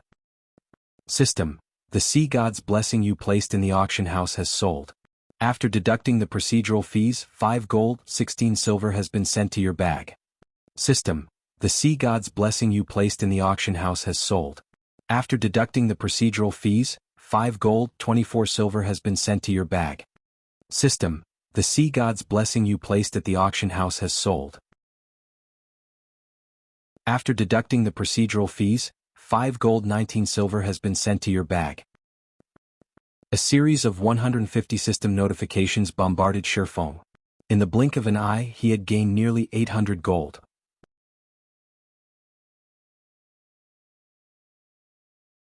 Chapter 1255, Competitors. Guild Leader, what happened? Fire Dance asked when she noticed Shifeng's joyful smile. It's nothing. I just made a small profit, that's all, Shifeng replied, chuckling. In the past, the Sea God's Blessing had only sold for 3 gold during its peak. Now he had managed to sell the potion for an average of 5 gold, 20 silver. That was nearly double the price back then. Moreover, this had only been the first batch. As the potion's fame spread, its price would continue to rise. The only problem was the attention from the various large guilds. By now, the various large guilds should have begun their investigation into the potion. With a little effort, it wasn't hard to learn about the Sea God's Blessing. After all, the Sea God's Blessing was one of the basic items available for trade in the Sea God's Temple. Once the various large guilds discovered the potion's origins, they would try to obtain it for themselves by any means necessary, rather than purchase the bottles from the auction house. After all, it was much cheaper to obtain the potion from the Sea God's Temple. With enough runic fragments, they could hire an NPC master alchemist to synthesize runic crystals. Employing a master alchemist might be difficult for ordinary players, but that was not the case for large guilds. Even if a master alchemist only had a 10% synthesis success rate, with each stack of runic fragment only costing 5 silver, the potion's total cost wouldn't exceed 1 gold, 50 silver. It was much cheaper than buying the potion from Shifeng. With the potion's growing popularity, I need to hurry. Thinking up to this point, Shifeng rushed back to Stormwind Town with Fire Dance. Now that the various guilds had caught wind of the Sea God's Blessing, they would find a way to obtain them in Sea's End. However, the Sea God's Blessing was not available indefinitely. Each Sea God's Temple only stocked 50,000 bottles each week. If he secured all of the available Sea God's Blessings, even if the other guilds had the required points, they wouldn't be able to trade for the potion. Meanwhile, throughout Sea's End, players had only discovered 10 Sea God's Temples. As long as he had the funds, it wasn't impossible to clear the temple's stock. After all, he had already earned some funds from the first batch of Sea God's Blessings. However, when Scorpion realized Shifeng was returning to Stormwind Town, he very nearly lost consciousness. After traveling around the continent, he returned to where he had begun. In total, he had spent more than 24 gold on teleportation fees. Scorpion wanted nothing more than to rip Shifeng apart with his own hands. Stormwind Town. When Shifeng returned to the grocery store, he discovered far more players in the business district. These players watched the grocery store like hawks, waiting for the NPCs to hang the wooden signboard that announced the purchasing of runic fragments. The shop really has become quite famous. I should be able to collect a lot of fragments. Shifeng smiled as he entered the grocery store. Upon his return, Shifeng also received the profits from the first round of sales in other empires. Although the potions were not as popular as they were in the Fire Dragon Empire, each bottle still sold for 5 gold or more. Overall, the 600 bottles that had sold in 4 other empires had earned Shifeng an additional 3,000 plus gold. Without hesitation, Shifeng equipped the grocery store with 3,000 gold and began to purchase runic fragments once more. Meanwhile, Fire Dance headed out to purchase the Sea God's Blessing. Quick look, the signboard is up again. Ah, I knew it wasn't a waste of time to wait. I've purchased a ton of runic fragments from other cities. I'll make a fortune. When the waiting players saw the signboard, they charged into the shop. Among them, there were a few merchant players trying to make a profit through the price spread. After purchasing runic fragments in other NPC cities, these merchant players would come running to the grocery store to sell the fragments for 5 silver per stack. Even if they only earned 1 silver per stack, selling 5 or 600 stacks would earn them 5 or 6 gold. Even experts couldn't earn that much money in a single day. He had offered to purchase each stack of runic fragments for 5 silver precisely to inspire these merchant players to do the dirty work for him, purchasing fragments from other cities and saving him plenty of time. In just 10 minutes, the grocery store had purchased over 6,000 runic fragment stacks. This was far faster than before. Unfortunately, Shifeng's synthesis speed remained constant as the Philosopher's Stone could only synthesize 1 runic crystal at a time. Time passed quickly. Despite players' rush to sell their fragments, Shifeng's funds didn't decrease in the slightest. On the contrary, he continued to gain more coins. Very quickly, Shifeng had accumulated 20,000 gold. Meanwhile, Fire Dance had purchased the remaining 42,000 bottles of Sea God's Blessing in Stormwind Town's Sea God's Temple and stored them in the grocery store's warehouse. Following which, Shifeng sent the 20,000 gold he earned to Melancholic Smile, contacting her and saying, "Melancholic, I just sent you 20,000 gold. Once you receive it, start the new shop's reconstruction." The sooner those 20 shops were complete, the sooner they could purchase diamond wood. After all, if the other guilds learned about the diamond wood's value, it would become extremely difficult to purchase even if Zero Wing had the funds. 20,000. Guild leader, how did you get so much money? Melancholic Smile was momentarily dumbfounded. She had been managing both the Candlelight trading firm and Zero Wing's finances all this time, so she was very aware of their financial situation. Both the guild and the trading firm continued to expand. As a result, the cost of the guild's benefits rose each day. They also had to continue purchasing more materials. There was also the fact that Stone Forest Town had recently become an intermediate town, so they had plenty of buildings to construct. Practically all of the guild's funds had already been allocated. The guild simply had no money to spare right now. "I just made some money selling potions. I'll send the money for the diamond wood a little later," Shifeng said, chuckling. His current earnings were only the tip of the iceberg. If he could monopolize the Sea God's Blessing before the other guilds gathered enough points to trade for it, he could easily make several times more than his current profits. It was for this reason that he had sent Fire Dance to visit the other Sea God's temples to exchange their points for Sea God's Blessing. While Fire Dance visited the various Sea God's temples, Shifeng wandered throughout God's domain, selling the Sea God's blessings. Although he could only carry 4,000 bottles with him at a time, the potions' prices continued to increase. Excluding the Fire Dragon Empire, the Sea God's Blessing's maximum price had risen from 5 gold, 20 silver to 5 gold, 60 silver. The potion was far more popular than Shifeng had expected. However, by the time Shifeng was on his 4th visit to the various empires, the potion's popularity had calmed, the maximum price decreasing to roughly 5 gold. While Shifeng had expected the drop, he was surprised to see others selling the Sea God's Blessing in the various auction houses. He hadn't expected competition this early. Moreover, their starting prices were even lower than his, only 1 gold, 30 silver. Their sales volume was also quite significant. It was also because of this that the potion's prices had fallen so much. Guild leader, the Sea God's Temple I'm in only has a little over half its stock remaining. There are less than 20,000 bottles left. The previous temple I visited had already traded a few thousand bottles as well, Fire Dance reported. Should I purchase what's left of this temple's stock?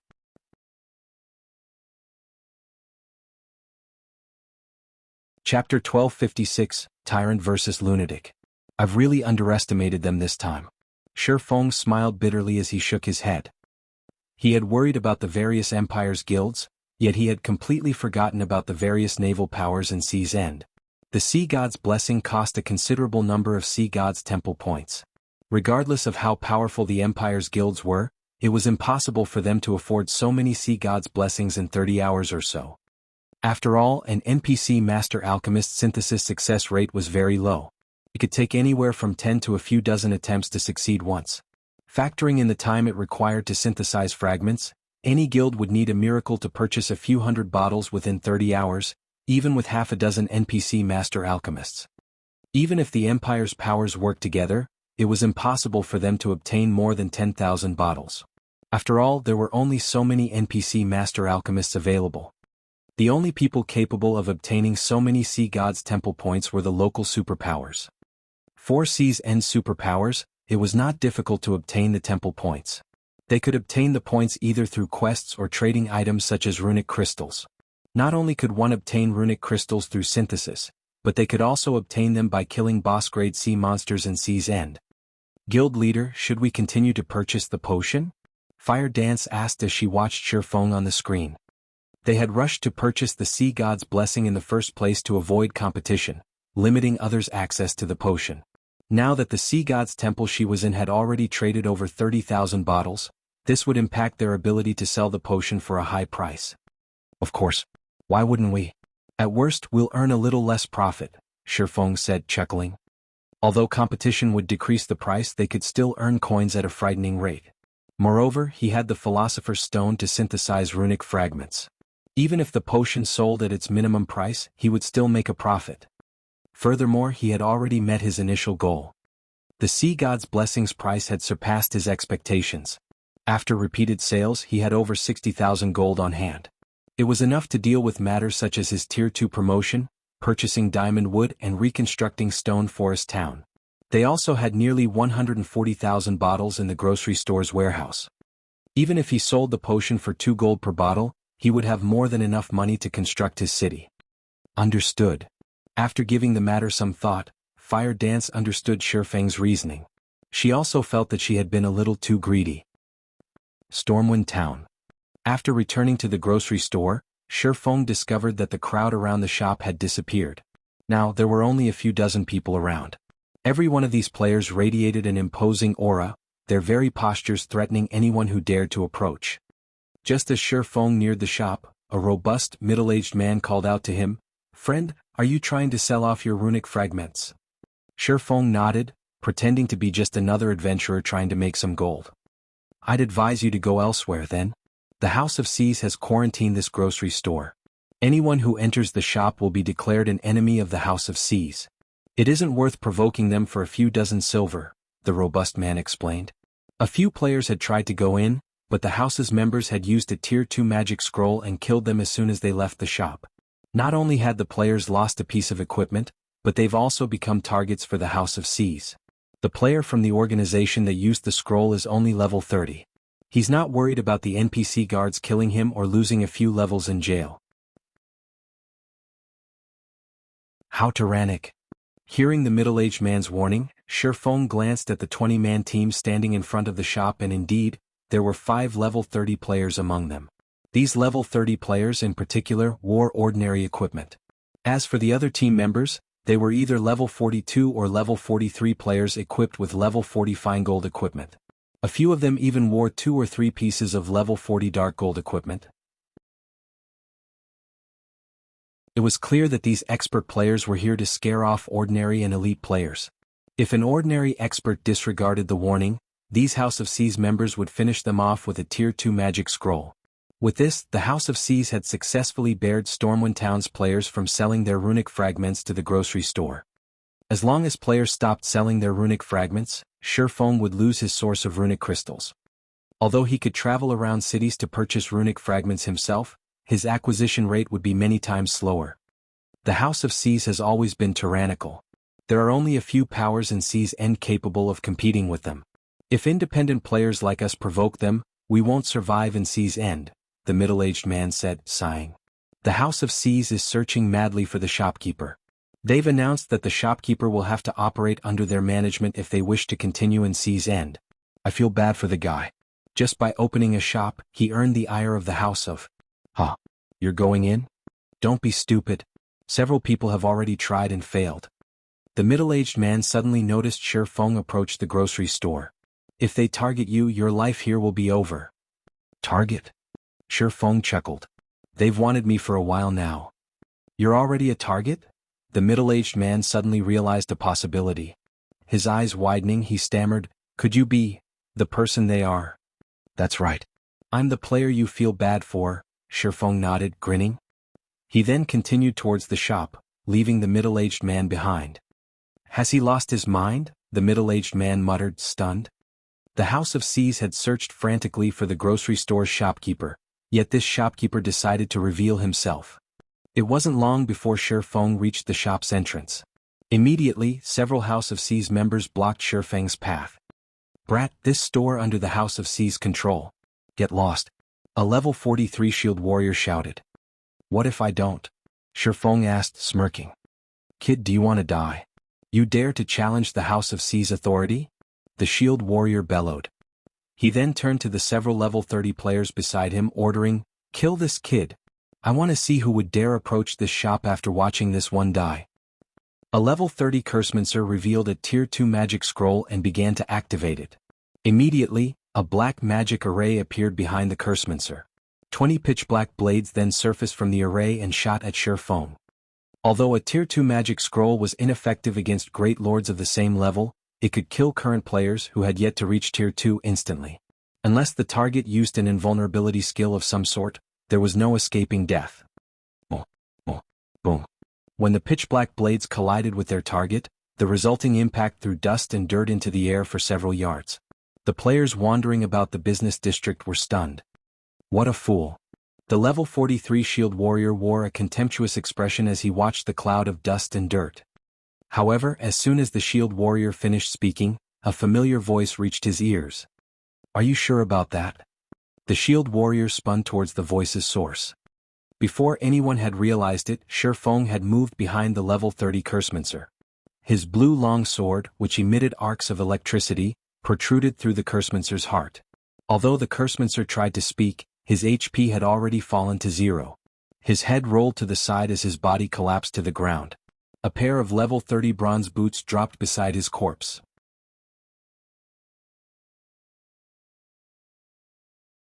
Chapter 1257 Declaration of War. Impossible. The bystanders watching from afar were shocked when they saw They couldn't believe what they had just seen. Even an agile assassin couldn't dodge so many of those pitch-black blades. Not only was Shifeng unharmed, but he had also appeared behind the level 30 Cursemancer, killing the player instantly. It was unbelievable. This can't be real, right? Is he an NPC? The middle-aged man who had warned Shifeng muttered. The House of C's members surrounded Shifeng while everyone recovered from their shock. "Kid, you really do want to die." The level 43 shield warrior assumed Shifeng must have used a skill to avoid the incoming spell, surprised by the swordsman's performance. He turned to the level 30 players beside him and said, "You four attack together. I refuse to believe that this kid has any more skills to save himself." The 4 level 30s promptly took tier 2 magic scrolls from their bags and activated them. 2 of the 4 tier 2 spells were single target spells, the others were AoEs. All 4 spells bombarded Shifeng, leaving him no room to dodge. "Let's see how you dodge these attacks," the shield warrior sneered. They had long since familiarized themselves with the rules of combat inside towns and cities. The system wouldn't deem an attacking player's spell channeling to be aggressive until it locked onto a specific target. If the target retaliated, attacking first, the system would deem them the aggressor. The target had to wait until the magic scroll locked on before counterattacking. Normally, players would have no choice but to dodge, block, or use a life-saving skill to protect themselves. Shifeng had already used his life-saving skill. He would die, facing 4 magic scrolls if he didn't have another. "Wanna run?" "I don't think so," Shifeng said, smiling when he noticed the players around him slowly back away to avoid the incoming assault. These people were 10 years too early if they thought they could use the game's rules against him. He sheathed Killing Ray and leaned forward to grab the retreating players, pulling them to his position. The retreating crowd gathered around Shifeng once more, forming a human shield. "Damn it. He wants us to perish together." The level 43 shield warrior had never expected Shifeng's strength to be so high. No matter how they struggled, Shifeng still dragged them to his sides, using them as shields. It was already too late for them to dodge. They had no choice but to activate their life-saving skills to survive the incoming tier 2 spells. Boom, boom, boom. 11 House of C's experts died as the series of explosions echoed throughout the district. All of the survivors' HP had dropped to critical levels. What's going on? Everyone was dumbfounded. Am I hallucinating? Friendly fire? The House of C's members had used a similar strategy to attack other experts that had tried to enter the grocery store. They would surround the disobedient expert before attacking with tier 2 magic scrolls. They would back away quickly after launching the spells. The experts were utterly helpless as they died. Now the House of C's members hadn't retreated once the spells had been launched as if they had developed Alzheimer's. On the contrary, they had moved closer to the target. Meanwhile, Shifeng had moved over a dozen yards away from his original position. He looked like a spectator, quietly observing the commotion.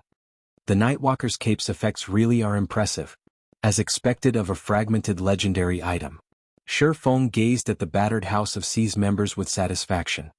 The increase to his physique, reaction speed, and starting speed had felt pleasant as he moved. Who are you? Why are you trying to go against the House of C's? The level 43 shield warrior had lost his previous arrogant demeanor. All that was left was solemnity and fear. With a threatening tone, he asked, "Are you not afraid of the House of C's hunting you down?" As an expert, he knew full well what had happened even if the spectators didn't. Shi Feng had actually managed to grab every one of them as they attempted to retreat, and drug them back to him. He had swiftly retreated a dozen yards away afterward. He had never even heard of this level of skill or reaction speed. He even wondered if it were something players could achieve. "You're asking for my identity even after searching for me for so long?" Shi Feng laughed. He had no intention of hiding his ownership of the grocery store. If someone used their brain, they'd know only a player would purchase runic fragments in bulk at a high price. It would hurt his development in Stormwind Town if he did not respond properly now that the House of C's had come all the way to cause trouble. "So, you're the shopkeeper." Realization dawned on the shield warrior. "That makes things easier. Our guild leader has stated that your shop may continue to purchase runic fragments in bulk. However, you must hand over 80% of your profits. Don't even think about running a shop in C's End in the future otherwise. Our House of C's will hunt you to the ends of God's domain." The fear on the shield warrior's face faded when he spoke of the guild leader's command, reverting to the prideful, confident expression he had before. It was as if the guild leader's command was a system rule, and no player could challenge it. None of the C's End players present doubted the validity of those boastful words no matter how laughable they seemed. The House of C's was one of C's End's overlords. It was the #1 ranking overlord. Even the mighty Freedom Alliance, not to mention the other powers at the C's End, had to show respect to the House of C's. The House of C's also possessed a shop in all 12 major cities in C's End. It was obvious just how powerful the guild was. The House of C's could easily stop the players in C's End from entering a particular shop if it wanted to. The players in Stormwind Town proved this point. How was a shop going to buy or sell items if it didn't have any players visiting it? In other words, the shop was useless. Interesting. This is too interesting. Scorpion, who had been watching since the beginning, was ecstatic when he heard the shield warrior's words. The frustration from spending so much money on teleportation fees instantly vanished. Not only will you become the sacred temple's target, but you'll also be the House of C's target. I want to see how you're going to survive on your own strength in the future. The House of C's strength wasn't comparable to that of a super first-rate guild, but it was still a veteran first-rate guild. The House of C's current strength was extraordinary because it had focused its development in C's End and had the support of major corporations. Identical Summer had sought cooperation with the House of C's for this same reason. If the House of C's wanted to deal with Shi Feng, the Sacred Temple would have a much easier time assassinating him. If he couldn't run a shop in any town or city in C's End, he would have to explore and do quests to procure weapons, equipment, and other resources. They would have plenty of chances to strike. The House of C's really is ruthless to ask for 80% of the profits. Scorpion was curious about how Shi Feng was going to respond. In his opinion, Shi Feng would most likely give up on the shop altogether. At least he could avoid provoking the House of C's that way. The likelihood of agreeing to the House C's demands was very low. It would be no different than working for the House of C's for free if he gave them 80% of his profits. "Is this all your guild leader has to say?" Shi Feng asked. "That's right. You need to give a reply today. Otherwise, we'll take your silence as a refusal to our invitation, and a declaration to make the House of C's your enemy," the shield warrior said proudly. "You want a reply today?" Shi Feng smiled. "All right then. Go back and tell Tyrant Serpent that if he wants to play, I'll play with him until the end."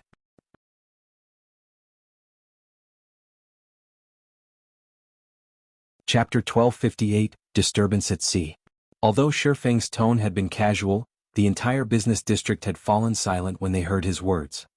The spectating players stared at Shi Feng with dumbfounded expressions on their faces. "A lunatic. He's a lunatic. He actually dares to challenge the House of C's by himself. Does he know what he just said?"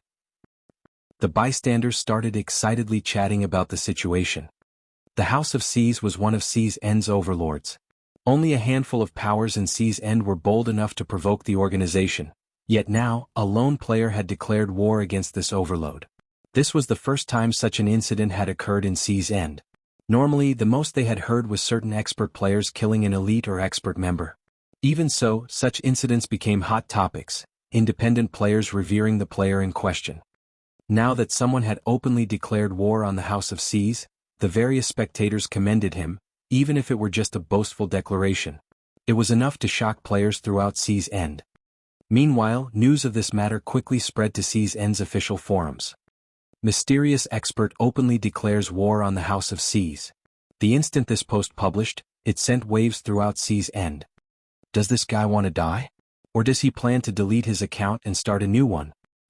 After receiving such a challenge, the House of Seas will never live this down if they don't kill that player back to level 0.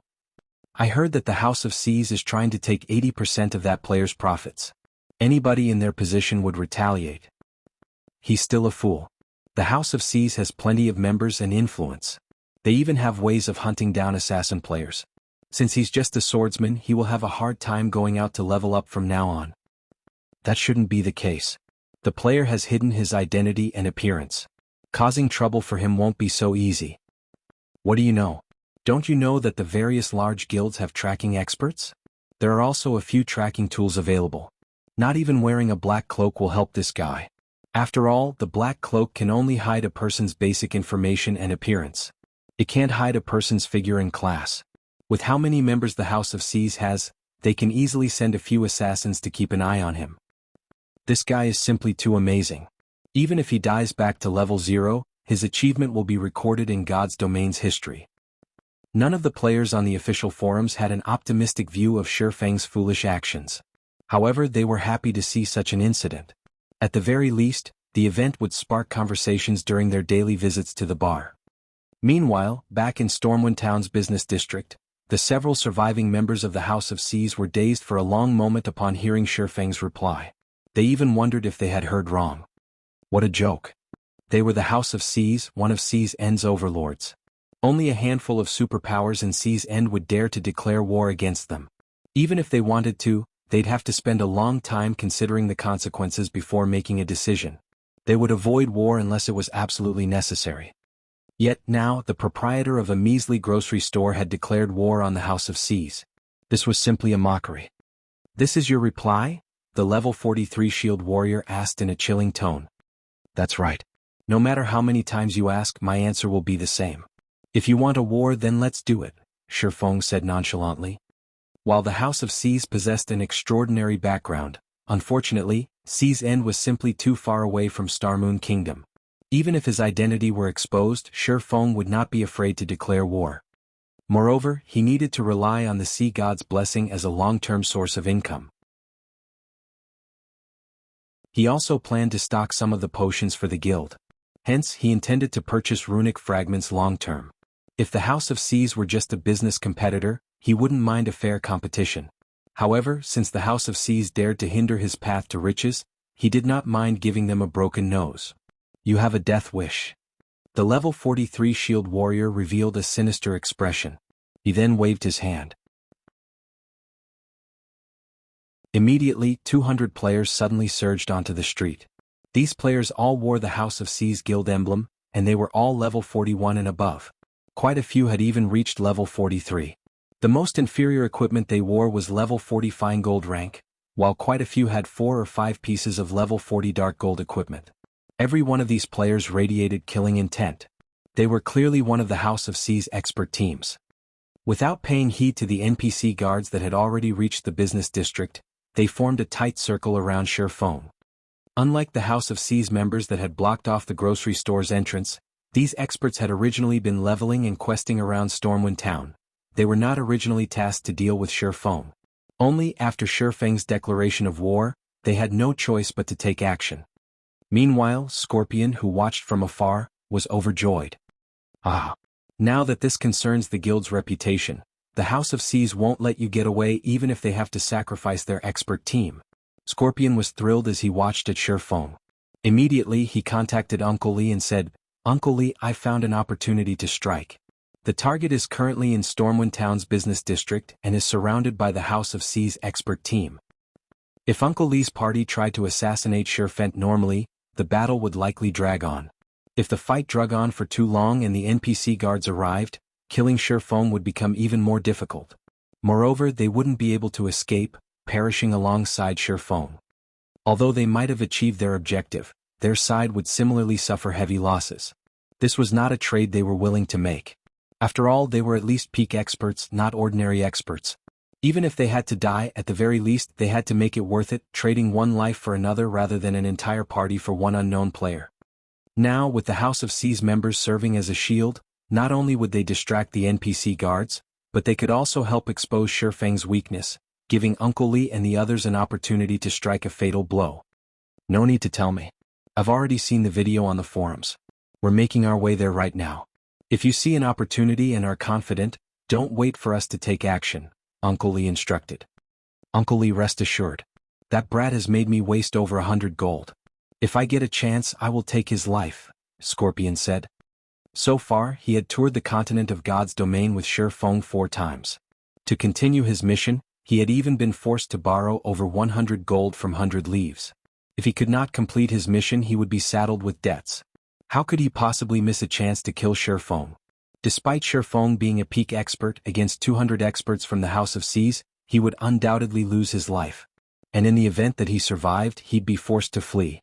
As for the swordsman's powerful AoE skills, he couldn't use them easily inside the town. If he accidentally attacked any bystanders, the NPC guards would pounce. When the battle began, Shurfeng would definitely be forced to exercise caution, preventing him from using many of his skills. Even a domain expert would expose gaps in their defense. As Scorpion contemplated the situation, the 200 House of C's experts were finally in position. 3 level 43 shield warriors at the forefront immediately activated charge, rushing at him from 3 directions and giving Shurfeng no room to dodge.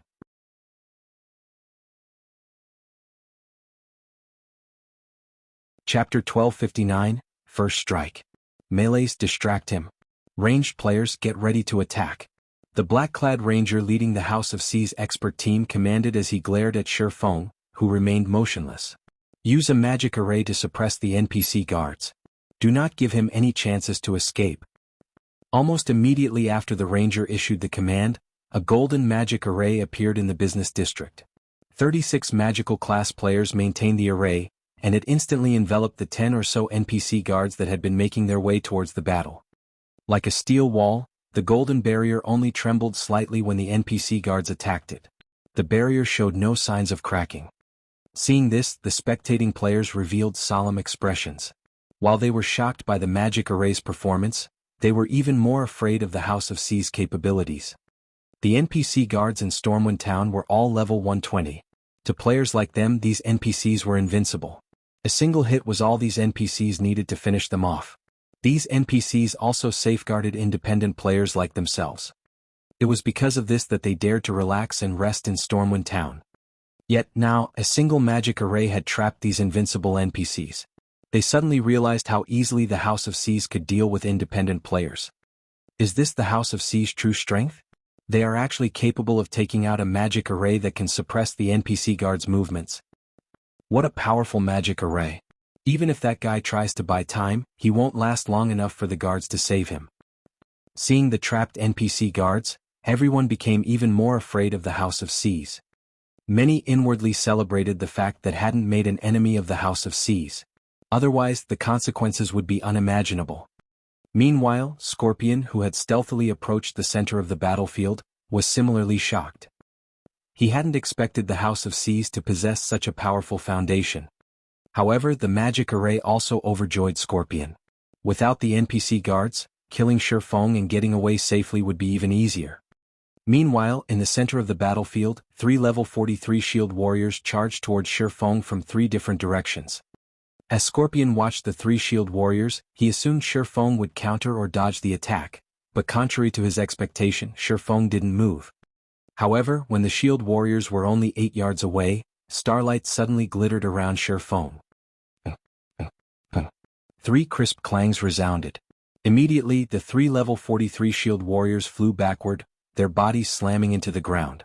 Their HPs fell at a rate visible to the naked eye as well, only stopping after reaching the halfway point. What did he do? The players observing the battle from a distance were stunned. None of them could comprehend what had just occurred. In the next moment, several streaks of blue light spread out from Shifeng's body, striking the three shield warriors and sending them flying again, critically injuring them. Just how much strength does he possess? Scorpion, who waited for an opportunity to strike, could not help his astonishment. Others might not have seen what had just happened, but he, as a peak expert, barely perceived what Shifeng had done. Just as the three shield warriors were about to close in on Shifeng, the latter had brandished his two swords. Without activating any berserk skills, Shifeng had sent each of the shield warriors flying with a single hit. Ordinary players wouldn't necessarily understand what this meant, but Scorpion, who had experienced many battles, understood. Shifeng's strength was already on par with a level 45 Great Lord. Although he had already known that Shifeng possessed frightening attributes after watching the man's previous battles, he never imagined that it would be this high. Just who is he? Fear flashed in Scorpion's eyes as he looked at Shifeng. He no longer believed that he was capable of killing the swordsman on his own. If Shifeng were only a player that possessed the strength of a level 45 Great Lord, he might not fear the swordsman this much, but Shifeng also had the combat standards of a peak expert. It would not be a trivial matter overcoming the combined factors. Such a high-strength attribute. The black-clad ranger leading the House of C's team was also surprised.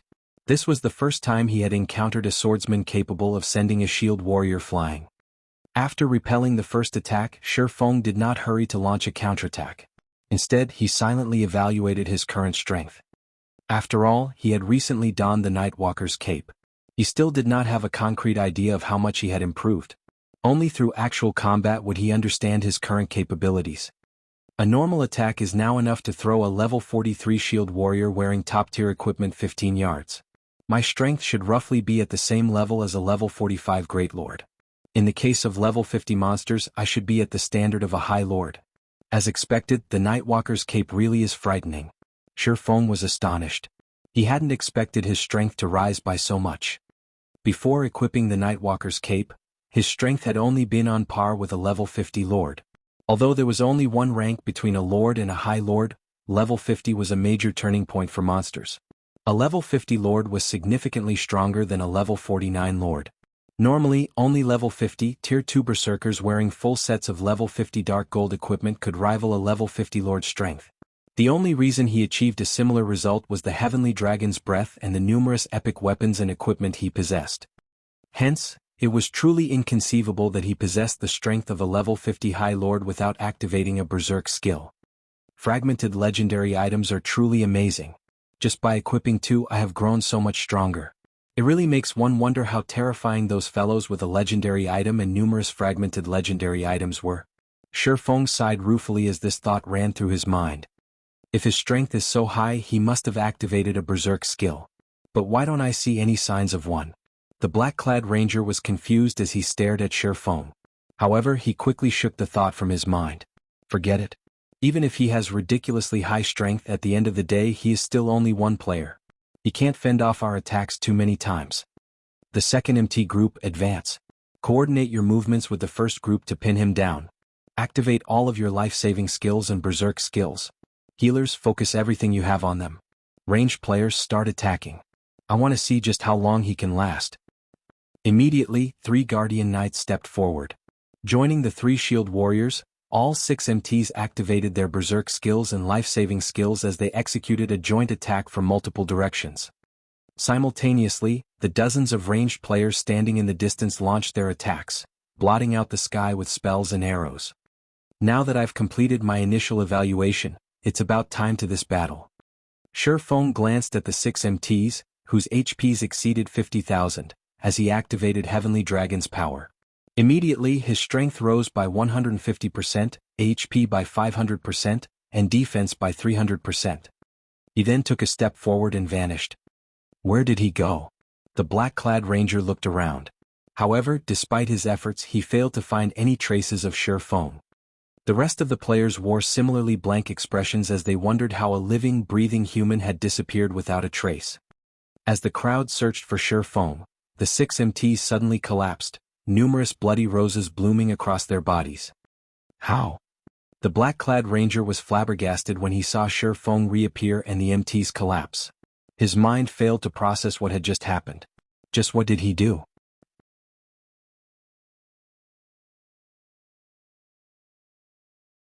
Chapter 1260 Key to the Abyss. While everyone struggled with their confusion, Shi Feng advanced and dashed for the attacking ranged players. Don't stop attacking him. Absolutely do not let him approach, the black-clad ranger shouted. He then retrieved the longbow from his back and pulled it into a full moon, firing a series of 5 arrows at Shi Feng. The other ranged players continued to fire various spells and arrows. Although they had clustered their attacks, Shi Feng continued forward while executing Sword's Orbit to defend himself. Not only had he avoided every attack, but he had also swiftly arrived before a group of magical class players. Suddenly, a blue flash escaped Shi Feng's right hand. 2 elementalists, each with nearly 20,000 HP, collapsed instantly. Following which, Shi Feng took another step forward and appeared before a cursemancer. He struck again. In such a way the House of C's member fell, one after another. Not even one lasted a brief moment against Shi Feng. The swordsman dodged or blocked every attack against him.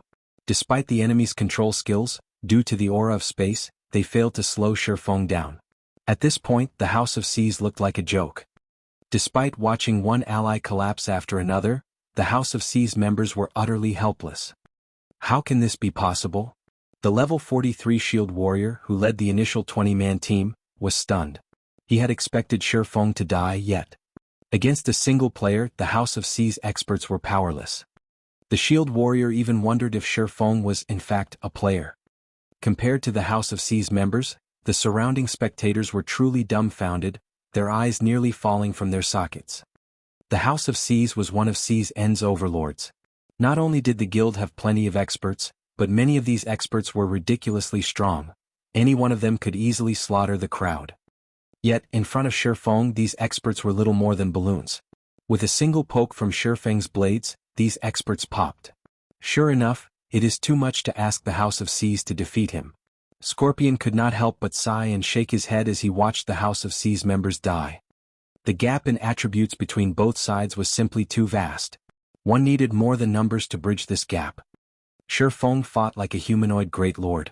Moreover, he was a great lord that had reached the void realm. With his sharp senses, Shi Feng could easily predict the movements of those around him and counter in time. In contrast, none of the players surrounding Shi Feng could cope with his attacks. In this battle, the House of C's members basically faced a great lord of the same level that could prevent them from blocking, dodging, or parrying. All they could do was throw their lives away. Among those present who could possibly receive a direct attack from a great lord of the same level and live to tell the tale. Furthermore, Shi Feng had activated his berserk skill. Scorpion was relieved that he hadn't joined the fray earlier. Otherwise he really would have pointlessly thrown his life away as well. In a short moment, the House of C's expert team had lost over 30 members. Against Shi Feng's relentless momentum, some of the House of C's members had lost their courage, losing strength as they slumped to the ground, paralyzed. The difference between their strength and their opponents had taught them the meaning of despair. How can such a player exist? The black-clad ranger wore an ugly expression. His was an expert team from the House of C's. Even against a Grand Lord, they would not end up in such a miserable state. Moreover, their guild's prestige was on the line. If they allowed Shi Feng to have his way today, the House of C's influence in C's End would plummet. The ranger even regretted coming to Stormwind Town. Had he gone elsewhere, he wouldn't have been dragged into this mess. With things as they are now, I can't hold anything back. As the black-clad ranger watched Shi Feng massacre his allies, he reluctantly took an ancient, gray scroll from his bag. He then unfurled it and began to chant the activation incantation. This magic scroll contained a Tier 3 curse, which he had saved for an important quest in the future. The curse was called Heaven's Punishment Blade. It was even capable of severely injuring mythic monsters. Even with invulnerability, the curse could not be avoided. The curse also deal physical and magical damage. Die! The ranger shouted as he activated Heaven's Punishment Blade. Immediately, a pitch-black magic array formed above Shi Feng. A massive, pitch-black sword gradually emerged, exuding a peerless aura. Heaven's Punishment Blade. Shi Feng's expression darkened when he saw the pitch-black sword in the sky. The Heaven's Punishment Blade was a famous spell in God's domain because it could penetrate invulnerability. It was a super rare scroll specifically used to kill abyssal guards. As the name suggested, abyssal guards defended the abyss passages. If outsiders opened a passage to the abyss and tried to enter, they would encounter the abyssal guards. Not only were the abyssal guards extremely strong, but when their HP fell to a critical level, they also became invulnerable. If one could not remove their invulnerability, they wouldn't have any hope of defeating these monsters. Hence, Heaven's Punishment Blade had become the key to the abyss. The curse was the equivalent of an entry ticket to the abyss. The abyss had a harsh environment and very few resources. However, while the abyss lacked most resources, 2 items could be found in abundance. The first was the 7 Luminaries Crystal. It was an item that any guild or major corporation that invested in God's domain sought desperately. The second item was the Magic Crystal. However, due to the violent mana ever present in the abyss, one could not just obtain magic crystals from the abyss. Instead, one had to obtain demonic stones, which were common, and refine them with alchemy. After refining demonic stones, one could obtain magic crystals and other precious byproducts. Countless guilds had tried to enter the abyss because of these 2 items. Shi Feng had never expected the black-clad ranger to be insane enough to expend such a precious tool just to kill him. Very quickly the pitch-black sword finished taking form. Without any flare, it descended on Shi Feng, leaving no opportunities to avoid it. Shi Feng could only receive the attack. Without hesitation, Shi Feng activated the Nightwalker's Cape's Void Shield. A protective barrier instantly formed around Shi Feng's body. At the same time, Shi Feng met Heaven's Punishment Blade with a counterattack. Boom. An explosion shook the business district as a deep crater formed under Shi Feng's feet. What kind of spell is that? The impact created such a massive hole in the ground. Even Tier 4 spells shouldn't be that powerful. The House of Seas used a Tier 3 curse on a single player. They are shameless. In the end, it seems that even a monster-like player can't survive against the House of Seas. The crowd involuntarily gasped when they saw the crater in the middle of the business district. Although Shi Feng had lost, he had lost with dignity. After all, he had forced the House of Seas to use such a powerful trump card. If not for the Heaven's Punishment Blade, the House of Seas would have been powerless against Shi Feng. As everyone believed the battle to be over and the House of Seas members released sighs of relief, they suddenly saw a familiar figure standing before the black-clad ranger. How are you still alive?" the black-clad ranger stuttered, blood draining from his face as he gaped at Shi Feng, who looked a little worse for wear. The Heaven's Punishment Blade could even rival a Tier 4 spell. Even mythic monsters would suffer heavy injuries, not to mention a Tier 1 player. Logically, Shi Feng shouldn't have survived. However, what the black-clad ranger did not know was that, due to Heavenly Dragon's power, Shi Feng's maximum HP had risen to over 200,000. Meanwhile, Void Shield created a barrier that had 10 times his maximum HP. Factoring in his defense and magic resistance, Shi Feng survived Heaven's Punishment Blade with a little over 60,000 HP remaining. He had very nearly died. However, Shi Feng did not offer the ranger an explanation as he swung Killing Ray. Although the ranger tried to defend himself with his bow, Shi Feng adjusted Killing Ray's trajectory mid-swing, as if he had expected the ranger to defend himself, avoiding the bow, piercing the ranger's heart, and eliminating the player's HP. When the black-clad ranger who had commanded the team died, the House of Seas members' spirits finally broke and they scattered. Shi Feng didn't bother to chase down these players. After all, the NPC guards would hunt down anyone that had attacked him. If he attacked those that hadn't attacked him, the guards would hunt him instead. Chasing these players down was no longer important. As Shi Feng looked for a place to sit and recover, he discovered that he couldn't remove any items from his bag. He couldn't access any of his skills either. Suddenly, a silent figure appeared behind Shi Feng. Even with Shi Feng's sharp senses, he failed to detect the figure's arrival. It was as if this figure had melded with the environment. After the figure appeared, a silvery white dagger thrust into the back of Shi Feng's head, moving with incredible speed. "Young lad, you really are something. You are the first person I've found that's so difficult to sneak up on."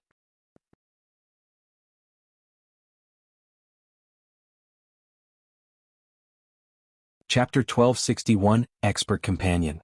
Although Shi Feng had sensed someone behind him, everything had happened too quickly. He couldn't use any of his skills or tools, and it was too late to turn around and defend himself. Instinctively, Shi Feng bent his knees and leaped forward in an attempt to avoid the swiftly approaching dagger. However, no matter how hard Shi Feng tried to avoid it, the weapon tracked his movements. In the end, he could only watch as the dagger closed in. Why is a domain realm expert here?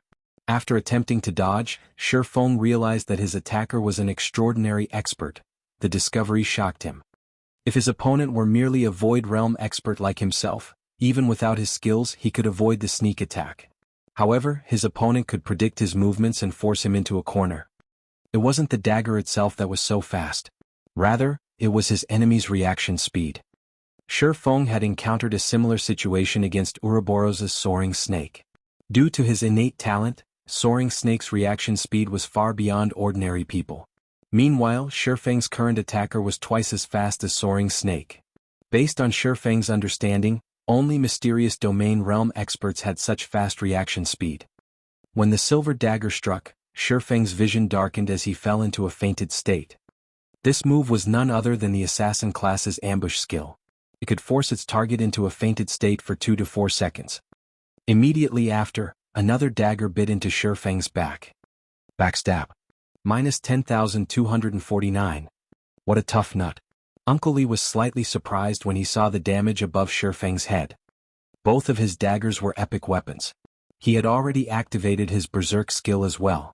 Even against a shield warrior or guardian knight with high defense, his backstab could easily deal over minus 20,000 damage, yet this attack had dealt a little over minus 10,000 damage to the swordsman before him. A short distance away, 5 cloaked players watched the fight. No matter how many times I see Uncle Li's Vanishing Cloud or Agile Thunder God, they both feel so awe-inspiring, the cloaked ranger named Hungry Ghost said, sighing ruefully. That's to be expected. They are Uncle Li's trademark moves.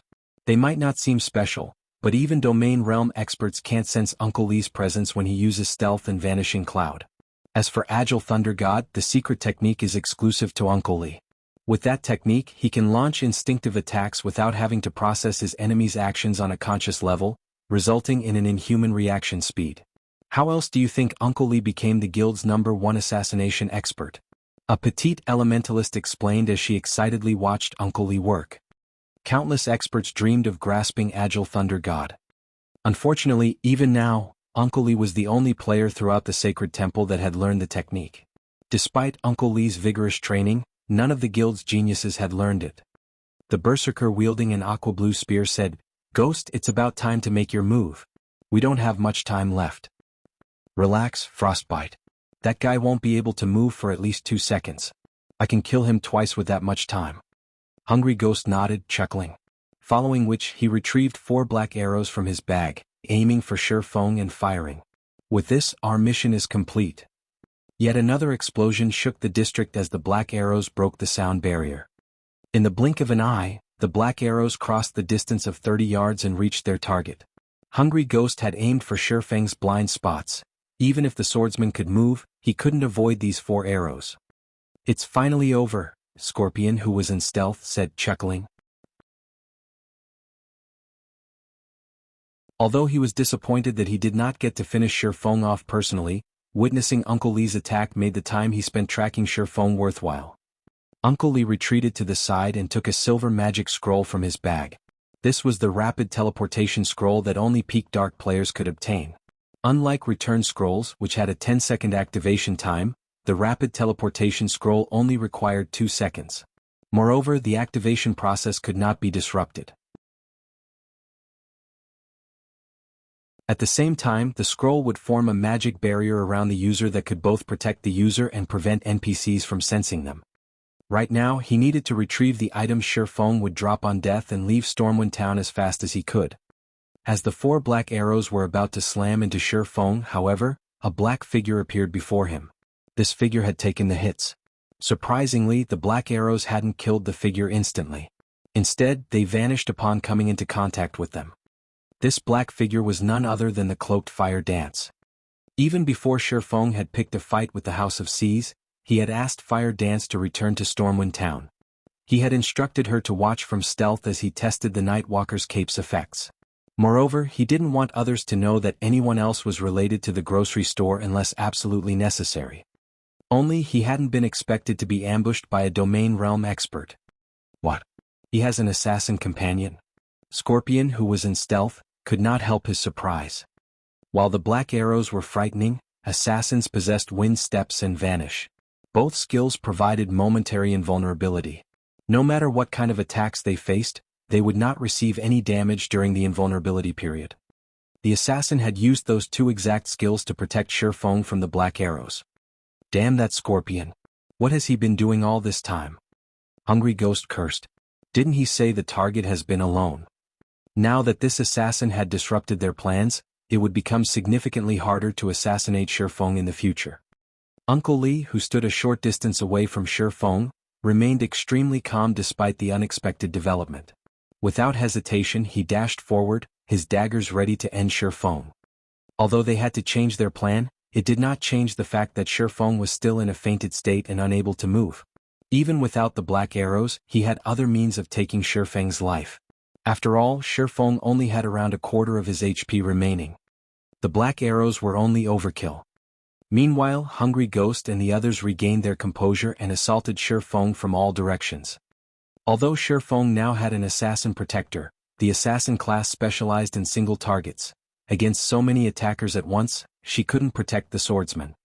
However, as Uncle Li and his teammate were about to reach Shifeng, 5 more figures appeared around him. Why does he have so many companions? Hungry Ghost and the others were stunned. 6 players now surrounded Shifeng, a full party. At this point, Scorpion's surveillance was a joke. What Hungry Ghost and the others did not know was that this was one of 1,000 Transformations' additional skills, Phantom. It allowed Fire Dance to create 5 copies of herself. However, Fire Dance had not activated Phantom to shock her opponents. She used the skill to cope with so many enemies.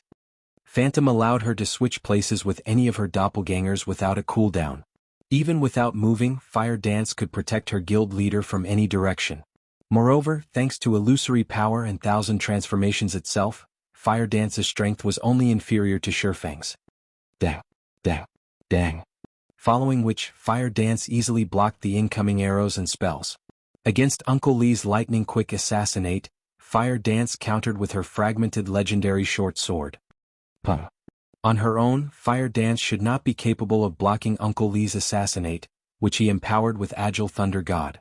However, thanks to 1,000 Transformations' hidden effect, she parried the attack in time. Fire Dance had only been forced to retreat by half a step even after receiving the attack. In contrast, Uncle Li had been forced 2 steps back, his HP falling by over 200.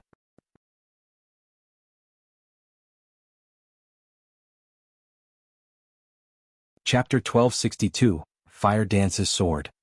She blocked it? Hungry Ghost and the others were momentarily stunned. Not only had Shifeng's companions blocked all of their attacks, but one of his companions had even parried Uncle Li's assassinate. Even Domain Realm experts had a hard time against Agile Thunder God. After all, not only did the technique massively increase attack speed, but it also prevented the opponent from predicting the attack's trajectory. The technique was impossible to react to. Throughout the sacred temple, there were only a handful of people that could block Uncle Li's Agile Thunder God. Moreover, that was only if their mental clarity were at its peak, yet this assassin had blocked the old man's attack effortlessly. Why wouldn't they be surprised? Just who are these people? Scorpion was flabbergasted as he watched from a safe distance. It wouldn't have been terribly surprising to see an expert like Shifeng in Sea's End, but he had been joined by an expert capable of blocking Uncle Li's attacks. No one would believe that these two weren't backed by some superpower. After all, experts of such standards were rare even in super guilds. Meanwhile, Fire Dance focused on Uncle Li, who stood before her, her mind clear like never before. Her instincts constantly warned her that, against this expert, the slightest slip-up would cost her life. If not for 1,000 Transformations' hidden effect, she would have fallen prey to Uncle Li's assassinate. Interesting. Although Uncle Li was slightly surprised that Fire Dance had blocked his attack, his resolution to kill Shifeng had not wavered in the slightest. Immediately, Uncle Li used shadow steps and appeared behind Shifeng, his dagger aiming for the swordsman's kidneys. Because he didn't use any skills this time, he could attack with both daggers simultaneously. With this, he drastically reduced the likelihood of Fire Dance blocking the attacks. Despicable. Although Fire Dance knew that Uncle Li had used shadow steps, she reacted a moment too late. By the time she switched places with one of the doppelgangers and arrived behind Shi Feng, neither her superior attributes nor her speed could help her block the attacks. With no other choice, Fire Dance twirled the dagger in her left hand and slashed downwards, activating one of the Petrified Thorns skill. Petrification Domain. Immediately, all enemies within 50 yards were dealt 500% weapon damage and had their movement speed reduced by 50%. At the same time, Fire Dance's attributes rose based on the number of targets the domain had affected. However, as if Uncle Lee had been prepared for this, he used wind steps, becoming momentarily invulnerable and negating Petrification Domain's damage. Meanwhile, his two daggers struck Shi Feng. Minus 2,718. Minus 2,259. To Shi Feng, who still had over 50,000 HP remaining, those two attacks only took around 10% of his HP. Sure enough, normal attacks are not enough to kill him. Uncle Lee frowned, frustrated with Shi Feng's defense and HP. As Uncle Lee was about to use the 5-star eviscerate he had accumulated, Fire Dance, who was faster, slashed 1,000 transformations at the man. Although Uncle Lee sensed the attack coming, he didn't want to waste a skill to block it. Quickly adjusting his footwork, he tilted his body slightly to dodge the incoming short sword. However, Uncle Lee's expression changed when Fire Dance swung her blade, multiple afterimages appearing around 1,000 transformations. How? Uncle Lee may have been surprised, but he was a domain realm expert. With the help of Agile Thunder God, he defended himself instinctively. Dang.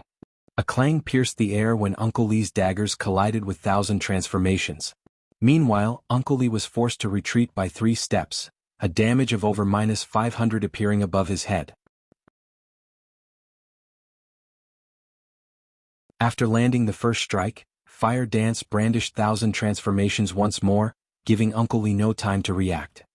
Although Fire Dance's reaction speed was slower than the old man's, she had an absolute advantage when it came to attack speed. Against countless sword lights, even Uncle Lee had to be careful. As a result, Fire Dance forced him back farther. Uncle Lee tried his best to counterattack, brandishing both daggers simultaneously, but Fire Dance simply responded by swinging 1,000 transformations. Innumerable sword lights flickered around the combatants, blocking the daggers. Again, the resulting impact forced Uncle Lee to retreat. Impossible. Hungry Ghost and the others, who were about to launch another wave of attacks, were stunned. To them, Uncle Lee was an unparalleled expert, yet that expert was at a disadvantage against Fire Dance. If news of this reached the sacred temple, it would cause an uproar in the guild. While Fire Dance and Uncle Lee clashed, Shi Feng finally recovered from his fainted state. Seeing Shi Feng regain consciousness, Uncle Lee knew that it was no longer possible to kill the man. He abruptly retreated to a distance before turning to Fire Dance, saying, "Little Missy, you really are astounding. Despite having not obtained a domain, not only did you block my attacks, but you also suppressed me completely. Among the many non-domain realm experts I've fought thus far, you rank 3rd. Might I ask if you are interested in joining us? If you do, I promise that you'll become one of the best assassins in God's domain. You'll reach heights that you haven't even imagined yet." Fire Dance was taken aback by Uncle Lee's sudden offer. She could not figure out what the man before her was thinking. They were currently engaged in a battle, yet the latter had extended a recruitment offer. Hungry Ghost and the others also heard Uncle Lee's offer. Their jaws dropped, and they stared at Fire Dance with envy and admiration. Uncle Lee was a domain realm expert. He was also the Sacred Temple's #1 expert. His evaluations were harsh. He only ever praised the guild's geniuses for their potential, yet he had just claimed that Fire Dance could become one of the best assassins in the game. Not even the Sacred Temple's top genius had enjoyed such praise. One could see just how much Fire Dance had impressed Uncle Lee. "Forget it. I will never join you." Fire Dance rejected Uncle Lee's offer without hesitation. "I doubt that I'll become God's domain's #1 assassin by joining your measly guild." Fire Dance's words instantly infuriated and frustrated Hungry Ghost and his companions. They sorely wished they could take the woman's place. They were talking about an offer for exclusive training under Uncle Lee. The Sacred Temple's geniuses hungered for such an opportunity, yet Fire Dance treated the offer as if it were an insult. "All right. If you change your mind, you can contact me with this. We will welcome you at any time." Uncle Lee could not help but sigh at Fire Dance's reply. He tossed her a communication scroll before turning to leave, vanishing. The communication scroll was a common tool in God's domain. Even if without being friends they could communicate through the scroll. Only it needed to be bound to someone first, then the wielder could contact the initial owner at any time. The scroll was mostly intended for players that wished to hide their identities. In Uncle Lee's opinion, Fire Dance was still too young. She had only replied in such a way because she had yet to understand just how powerful the experts at the top of the world were. Only after Fire Dance had fought those experts would she learn how vast this world truly was. At that time she would seek him out. Meanwhile, upon realizing that Shi Feng had recovered, Hungry Ghost and his team used their rapid teleportation scrolls and left Stormwind Town. Sea's End, Dark City, Yasland. After using the rapid teleportation scroll, Hungry Ghost and the others arrived in Yasland, a lawless city. Even if one killed other players inside the city, the NPC guards paid no attention to the crime.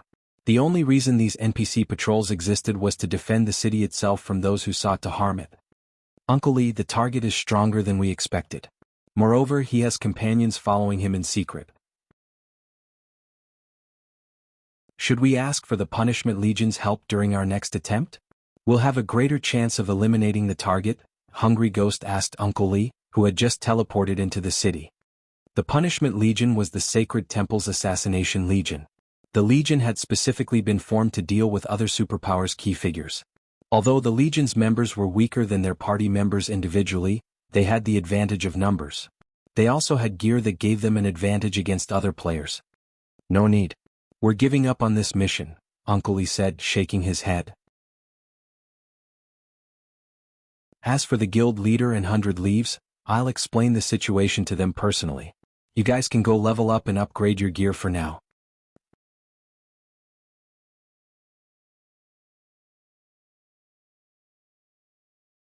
Chapter 1263, Becoming Famous at Sea. The Reef Sea, famed for its coral reefs, pearls and other precious materials, was a level 40 to level 55 high-resource map. A short distance away from Reef Island, dozens of speedboats attacked a massive level 53 sea monster. Unlike normal sea monsters, this was a boss, a chieftain-rank sea monster. It was also one of Reef Sea's overloads. Right now, this overlord had very little HP remaining. Its HP is at 20%. Advanced speedboats back away. Let the bronze speedboats tank it. 100 Leaves commanded through the team chat. After the Freedom Alliance redistributed the leveling maps, the 8th Fleet's members traveled to the Reef Sea and Echo Canyon to level. The first thing they needed to do was kill the map's field bosses. The first reason was to guarantee their ship's safety when exploring these maps, allowing their members easy access to towns and leveling spots. The second reason was to obtain the weapons and equipment these bosses dropped. Each map had a limited number of field bosses. Once these bosses were killed, they could take anywhere from 1 to 3 days to respawn. Each time players killed these bosses, they dropped fewer top-tier weapons and equipment when they respawned. Hence, when the area's major powers discovered a field boss, they swarmed to kill it immediately. This was also why conflict was so common in leveling maps. As independent players passed, they watched the 8th Fleet with shock and envy. The Freedom Alliance's 8th Fleet is so strong. They're actually challenging a 9-claw squid so soon after arriving. Even the Freedom Alliance's 2nd Fleet never dared to challenge this boss. Haven't you heard? There's been a huge shift in the Freedom Alliance's ranks. The 8th Fleet currently ranks the 2nd strongest. As for the 2nd Fleet, it's ranked 10th. We really got lucky this time.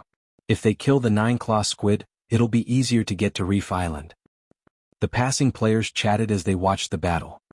Not only was the 9-claw squid one of Reef Sea's overlords, but it was also Reef Island's gatekeeper.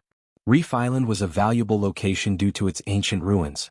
One could obtain plenty of treasures and top-tier items in those ruins. However, players had to get past the 9-claw squid before they could reach Reef Island. Sometime later, the 9-claw squid shrieked as its body slammed into the water. A large number of items then dropped around its body. The spectators drooled when they saw the loot. As this was the first time the 9-claw squid had been killed, it had dropped plenty of items. They could count at least 50 in total. Moreover, every item was top tier. If put up for auction, the items would easily sell for large sums. Of course, the 8th Fleet had also paid a considerable price for these items. In total, they had lost 3 advanced speedboats and 11 ordinary speedboats. The fleet's bronze speedboats also received varying amounts of damage. The repairs would be costly. Repairing ships was far more expensive than repairing weapons and equipment. Even an ordinary speedboat with half of its durability would cost around 2 or 3 gold to repair. Advanced speedboats could cost anywhere from 10 to 20 gold. Needless to say, bronze speedboats were even more expensive. Moreover, advanced shipwright. Someone collect the loot. Everyone else rest up. We'll dock on Reef Island soon, 100 Leaves instructed. She then noticed the communication request from Uncle Lee. Revealing an excited expression, she accepted the call and asked, "Uncle Lee, have you dealt with the issue?" As far as she was concerned, once she dispatched Uncle Lee's party, Shifeng had no hope of survival. Uncle Lee must have contacted her to report his success. "No. The assassination failed," Uncle Lee said, shaking his head. "Failed?" 100 Leaves was momentarily stunned. Quickly she reacted and asked, "Is he that strong?" Uncle Lee was the Sacred Temple's #1 assassination expert. Both Vanishing Cloud and Agile Thunder God were advanced techniques that even Domain Realm experts struggled to learn. Agile Thunder God, in particular, allowed one to become practically invincible in melee combat, giving the player the upper hand in every exchange. That's not the case. When we attacked, his companions showed up to protect him. When Uncle Lee thought about Fire Dance, he was disappointed that he couldn't recruit the woman. "Uncle Lee, whatever you need for the next assassination attempt, just ask. I can even hire other assassination experts to help you." After hearing about Shifeng's companions, 100 Leaves had a rough guess as to what had happened. Usually, assassination attempts were carefully planned. An unexpected factor would significantly decrease the chances of success. Unfortunately, now that the first attempt had failed, Shifeng would be on guard, making it even more difficult to kill the swordsman. "I've already discussed this with the guild leader, and we have agreed to give up this mission for the moment," Uncle Lee said. "Give up? What?" 100 Leaves demanded. "The target and his companions are all extremely powerful. I believe that they are supported by some superpower. Although we still don't know which superpower is moving in secret, our sacred temple has other matters to attend to. We don't have enough energy to fight another superpower," Uncle Lee said seriously. "My guild leader had decided to ignore them temporarily. We'll decide what to do after we take control of the Freedom Alliance." The guild leader said that? Although 100 Leaves was hesitant, she had to obey the guild leader. "I understand. I'll make sure to secure the first fleet position in the next siege battle." "All right. Also, the target has declared war on the House of Seas. Don't poke your nose into this matter. Let them wear each other down," Uncle Lee warned her before disconnecting the call. "He declared war on the House of Seas? What? Has he lost his mind?" 100 Leaves gaped, wondering if she had heard wrong. The House of Seas was even stronger than the entire Freedom Alliance. It also had the support of a major corporation. It had both financial strength and manpower in abundance. Moreover, although it wasn't as powerful as the super first-rate guilds, due to the situation in Sea's End, it was much stronger than veteran first-rate guilds. Yet Shifeng had openly declared war against the guild. She wasn't sure if Shifeng was brave or just foolish. Immediately, 100 Leaves launched an investigation into the matter. Before, she had focused on commanding the battle against the Nine-Claw Squid, so she had been oblivious about anything outside of the battle. Who is this guy? When 100 Leaves received the information her subordinates had collected, she was astonished. Shifeng was simply overbearing. He actually intended to fight the House of Seas to the bitter end.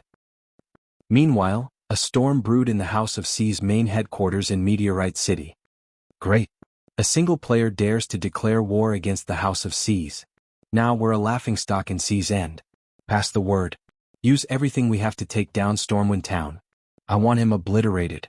Send the Blood-Drinking Legion to keep an eye on him as well. If he sets foot outside of the town, kill him. I want everyone in Sea's End to know that no one gets away with provoking the House of Seas. Tyrant Serpent, the House of Seas guild leader, laughed in anger after watching the declaration of war video on the official forums. Since he wants to sell the Sea God's blessing, I'll give him a chance. From now on, sell our Sea God's blessings in our shops. Sell them at 1 gold per bottle. Didn't he recently purchase a large stock? I want to see just how much money he can afford to lose.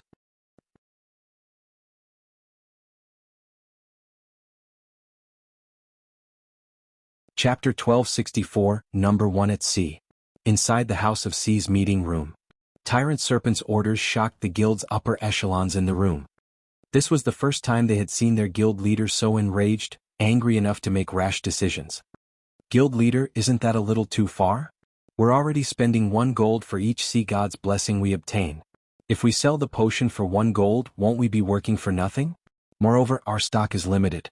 If we don't sell enough potions, that player will continue to make a profit. Yet if we sell too many, we might not have enough for our members.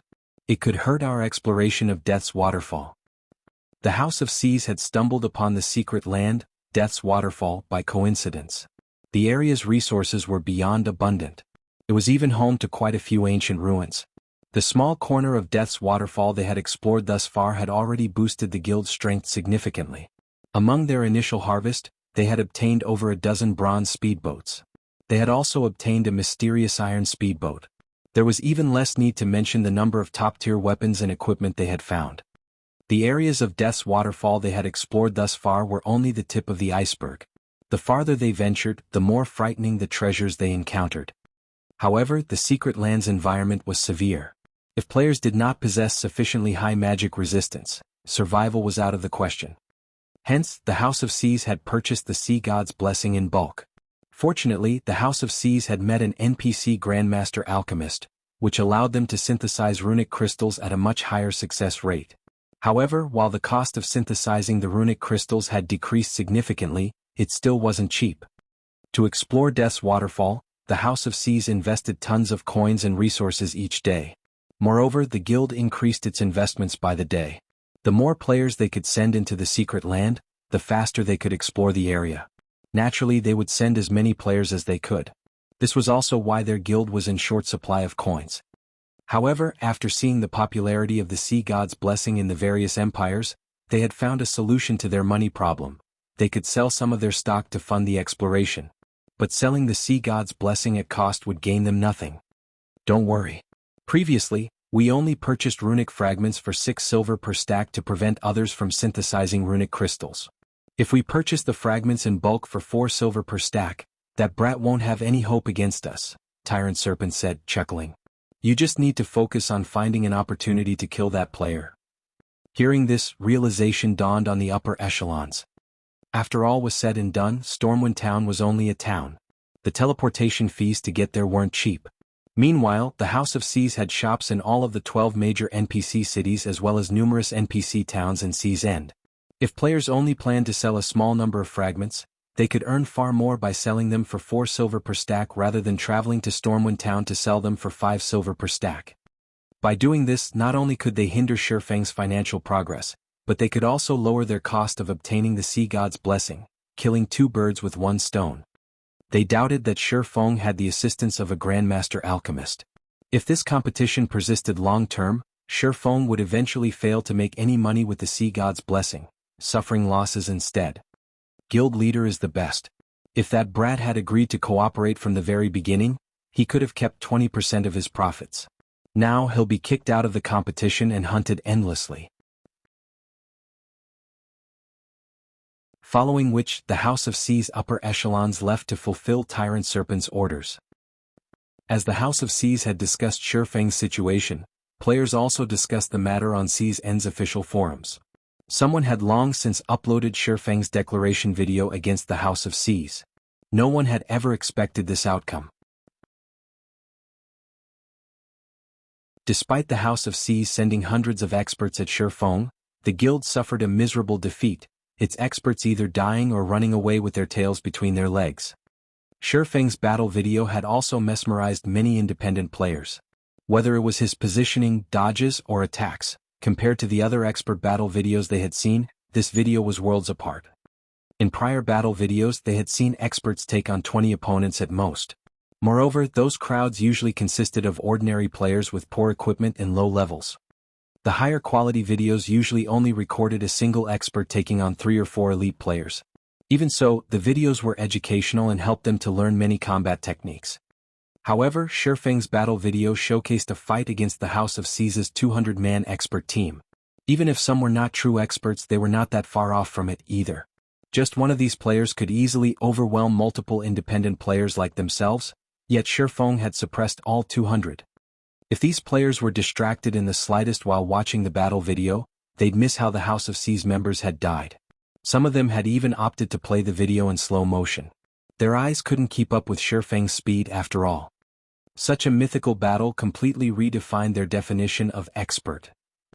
Compared to Shifeng, the usual experts were nothing than a joke. The boss of this grocery store is invincible. He actually killed close to half of the House of C's 200 experts by himself. I wonder if he'd accept an apprentice? I have to ask him to teach me his ways. I wonder if that shopkeeper plans to establish an adventurer team or guild. If he does, I have to join even if I go bankrupt. How can he move so fast? Is he even human? He's a monster. There isn't a single player in C's End that's a match for him. Even those famous experts can't block one of his attacks. Ah, the House of C's is in trouble this time. They've provoked such an expert. If this expert wants revenge, the House of C's members will have to be careful. The House of C's has indeed knocked on the wrong door this time. However, it won't be easy for this expert to cause trouble for the House of C's. After all, the guild has nearly 1 million members. Even if he can kill a player each second, it would take him days to annihilate the guild. Even if he goes out of his way to hunt them down, what about his level and equipment? At the end of the day, one man's power is limited. At most, this player can annoy the House of C's and damage its reputation. Even so, he's still pretty impressive. The House of C's is one of C's End's overlords. Have you ever seen the House of C's suffer such a miserable defeat before? The forums buzzed with conversation regarding Shifeng. The most debated topic was about who would emerge victorious. Would it be Shifeng? Or would the House of C's triumph? Although the outcome was unknown, everyone agreed on one thing. The grocery store's proprietor was undoubtedly the #1 expert in C's End. For a time, many players dreamed of being Shifeng's students. Because of this, the grocery store's popularity skyrocketed. By now, practically everyone in C's End knew about it. In just half an hour after Shifeng's battle with the House of C's experts, Stormwind Town was packed with players, the town's player population increasing by several times. Many had come out of admiration, while some had come to convince Shifeng to teach them. There was also a portion that had come to sell their runic fragments. Players swarmed the shop. Even getting through the entrance was now a problem. Guild leader, too many players are trying to sell their runic fragments. The grocery store's warehouse is nearly at full capacity. Why don't we start renovating the shop? We can bring in some of Candlelight's products, Fire Dance excitedly suggested after entering the second-floor room. While she had been out purchasing Sea God's blessings, she had gained a general understanding of C's End. She had to admit that the business standards here were significantly inferior to the Starmoon Kingdoms. The area's lifestyle players were also low quality. If they sold the Candlelight trading firm's merchandise here, the items would definitely be in high demand.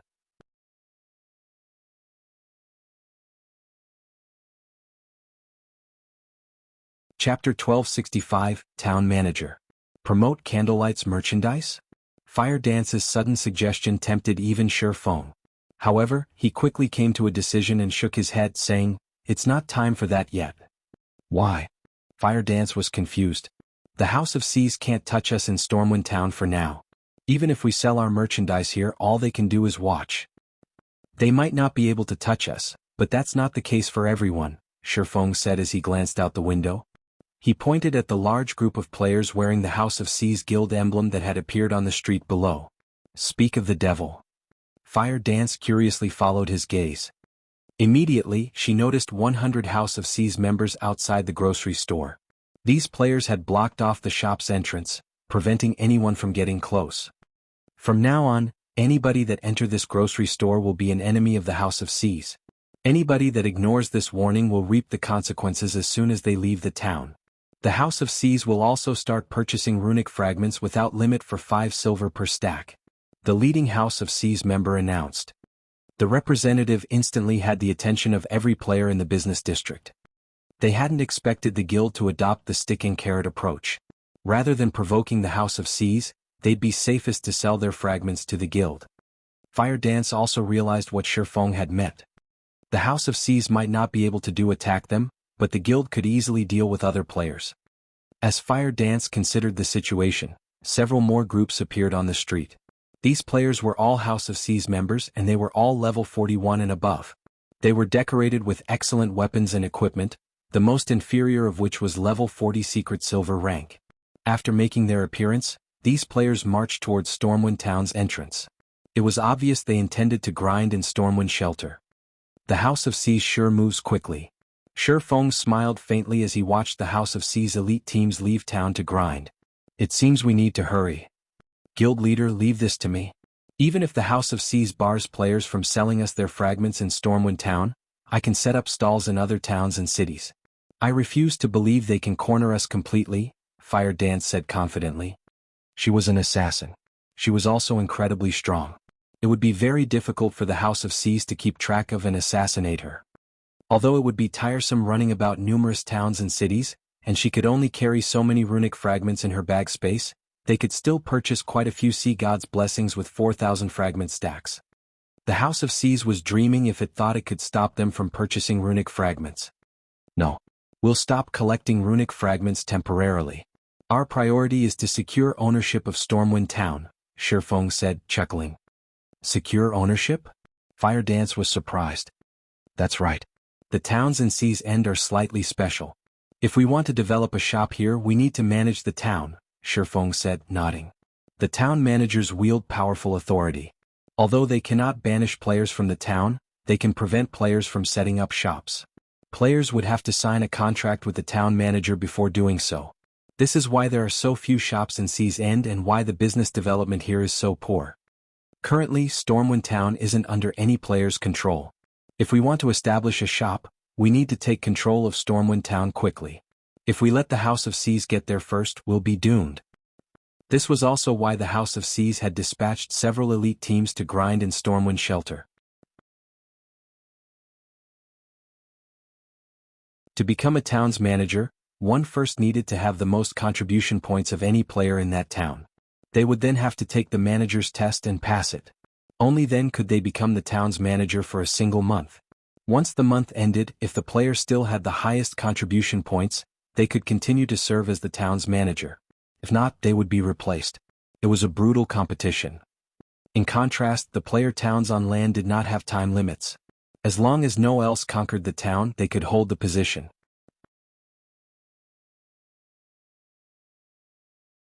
Should I summon the Dark God's Legion to help? Fire Dance asked. If they wanted to obtain contribution points quickly, they needed more manpower.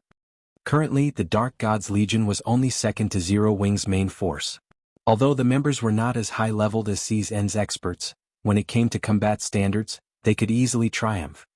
If it came to a fight, the Dark God's Legion members would have no problems taking on 3 of the House of Seas experts. No need. We're more than enough for this, Shi Feng said, waving his hand. While having the Dark God's Legion wasn't a bad idea, this problem couldn't be resolved with more manpower. After all, the requirement to become a town's manager depended on an individual player's contribution points, not the contribution points of a guild or team. Part of the reason that he had spent 10,000 gold to purchase a Stormwind emblem was to obtain Stormwind Town. Only, the House of Seas had given him no choice but to accelerate his plans. With the Stormwind emblem, players were granted authority within Stormwind Town. With this authority, players could accept advanced town quests, which would allow them to gain town contribution points far more quickly. After all, a large fraction of the TCPs players obtained came from quests. Moreover, the higher a quest's rank, the more TCPs it awarded. This was why the various powers fought for town emblems. Synthesizing runic crystals is boring. Let's pay a visit to the Sea God's Temple, Shi Feng said as he stood. In the past, Stormwind Town had been a miniature holy land, which God's domain's various superpowers had fought over. War had been common here, each conflict reaping easily over 500,000 lives. To take control of the town, these powers first had to grind for contribution points.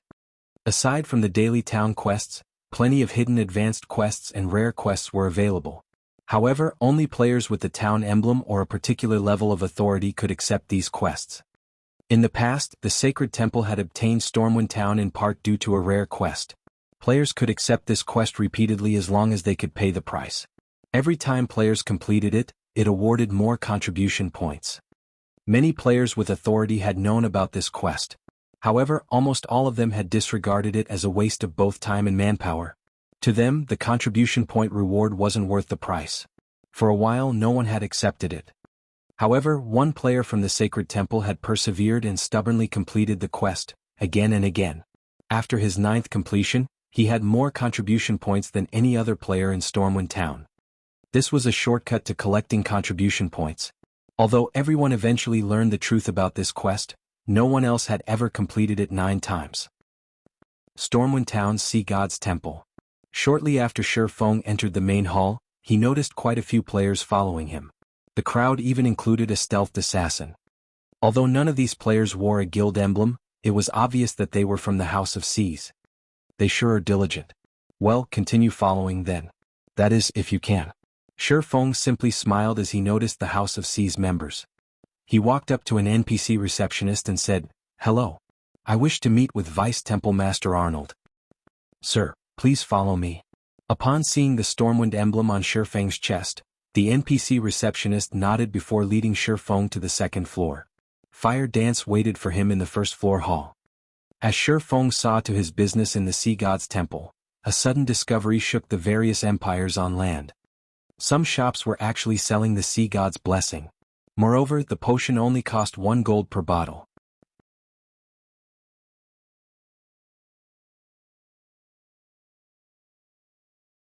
Chapter 1266 Dragon's Blood.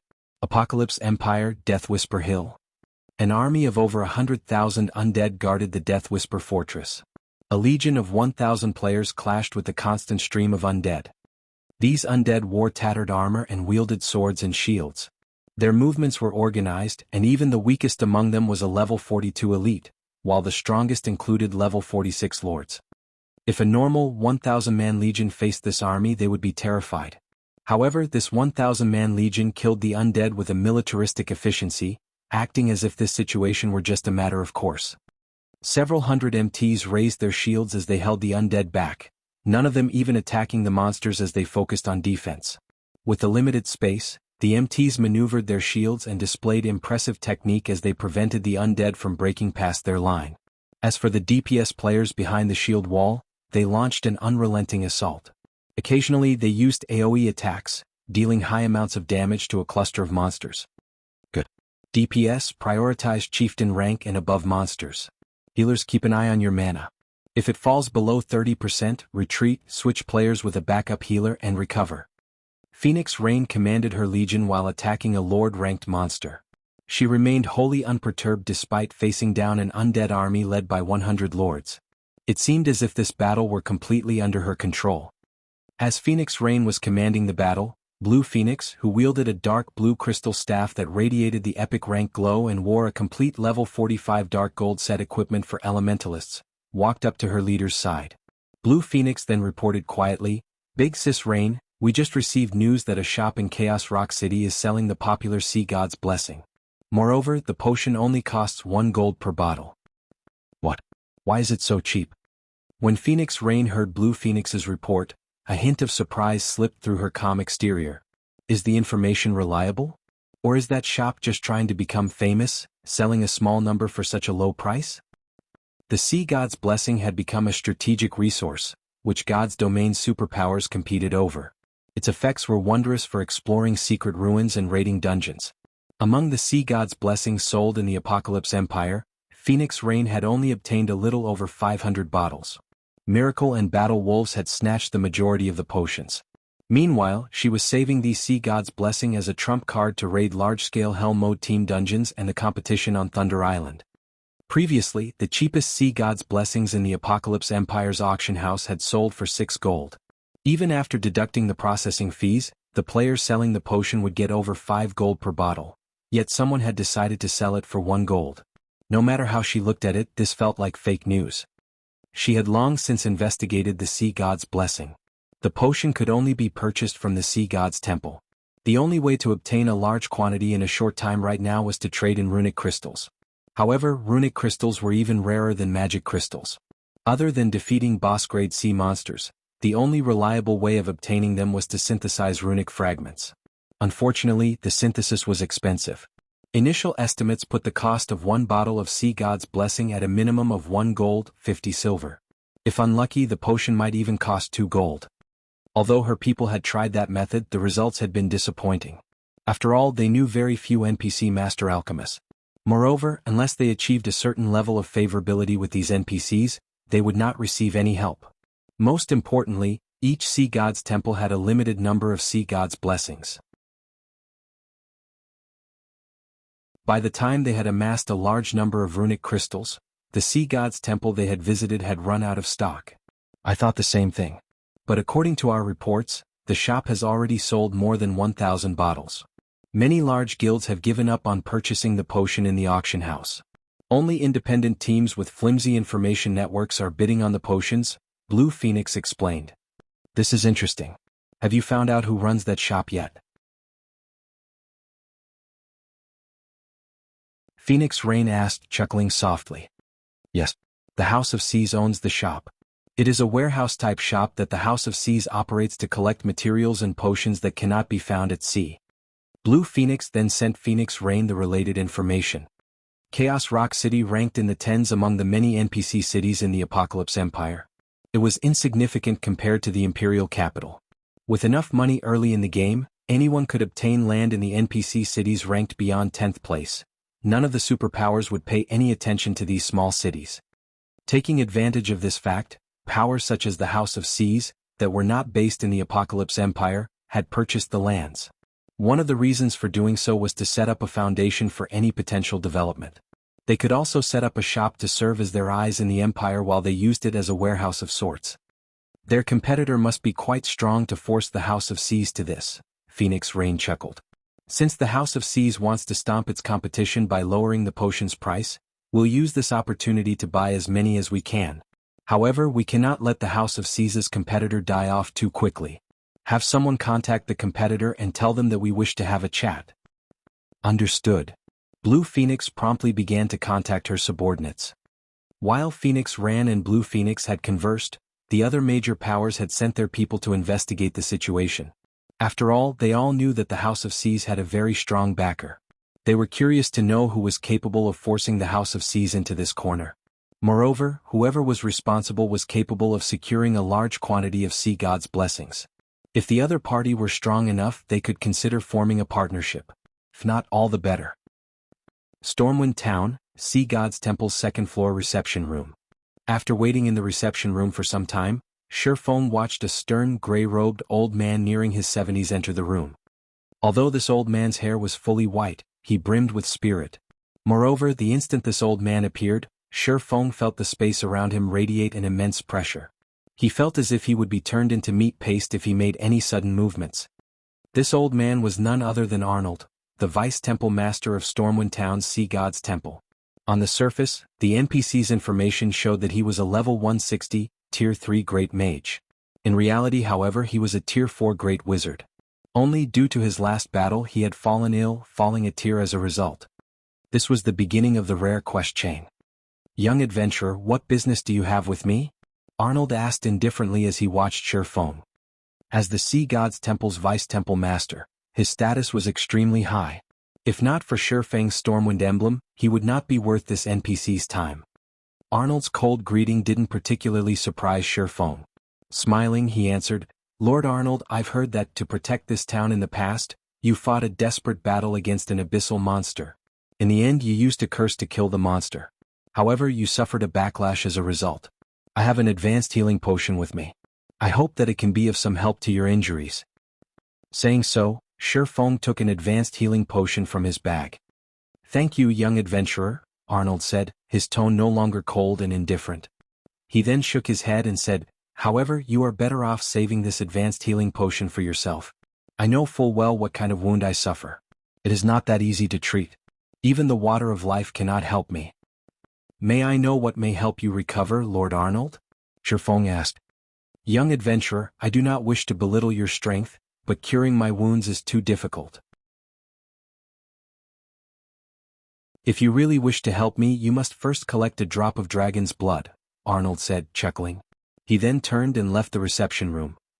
System, Rare Hidden Quest Heroes Past triggered. Do you wish to accept? Sherfone accepted the quest without hesitation. Sure enough, the quest is the same as it was in the past. Sherfone released a sigh of relief. After all, he did not have a deep understanding of Sea's End. Much of his information contained falsehoods.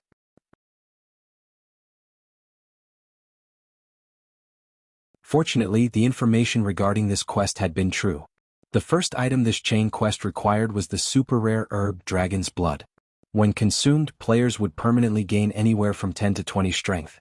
Very few players were willing to trade such a precious item for a few TCP. Following which, Shi Feng left the reception room and headed downstairs. Fire Dance, who was in stealth, approached with an anxious expression and reported, "Guild leader, this isn't good. The House of Seas is selling a large number of sea gods' blessings in shops throughout the various empires. Moreover, they are selling them for 1 gold per bottle. Everyone has stopped buying the potion from the auction house. In addition, the House of Seas is purchasing runic fragments without limit in the various towns and cities for 4 silver per stack. I'm afraid that it won't be long before they buy out all of the runic fragments other players have accumulated. If that happens, it won't be easy to purchase fragments in bulk anymore."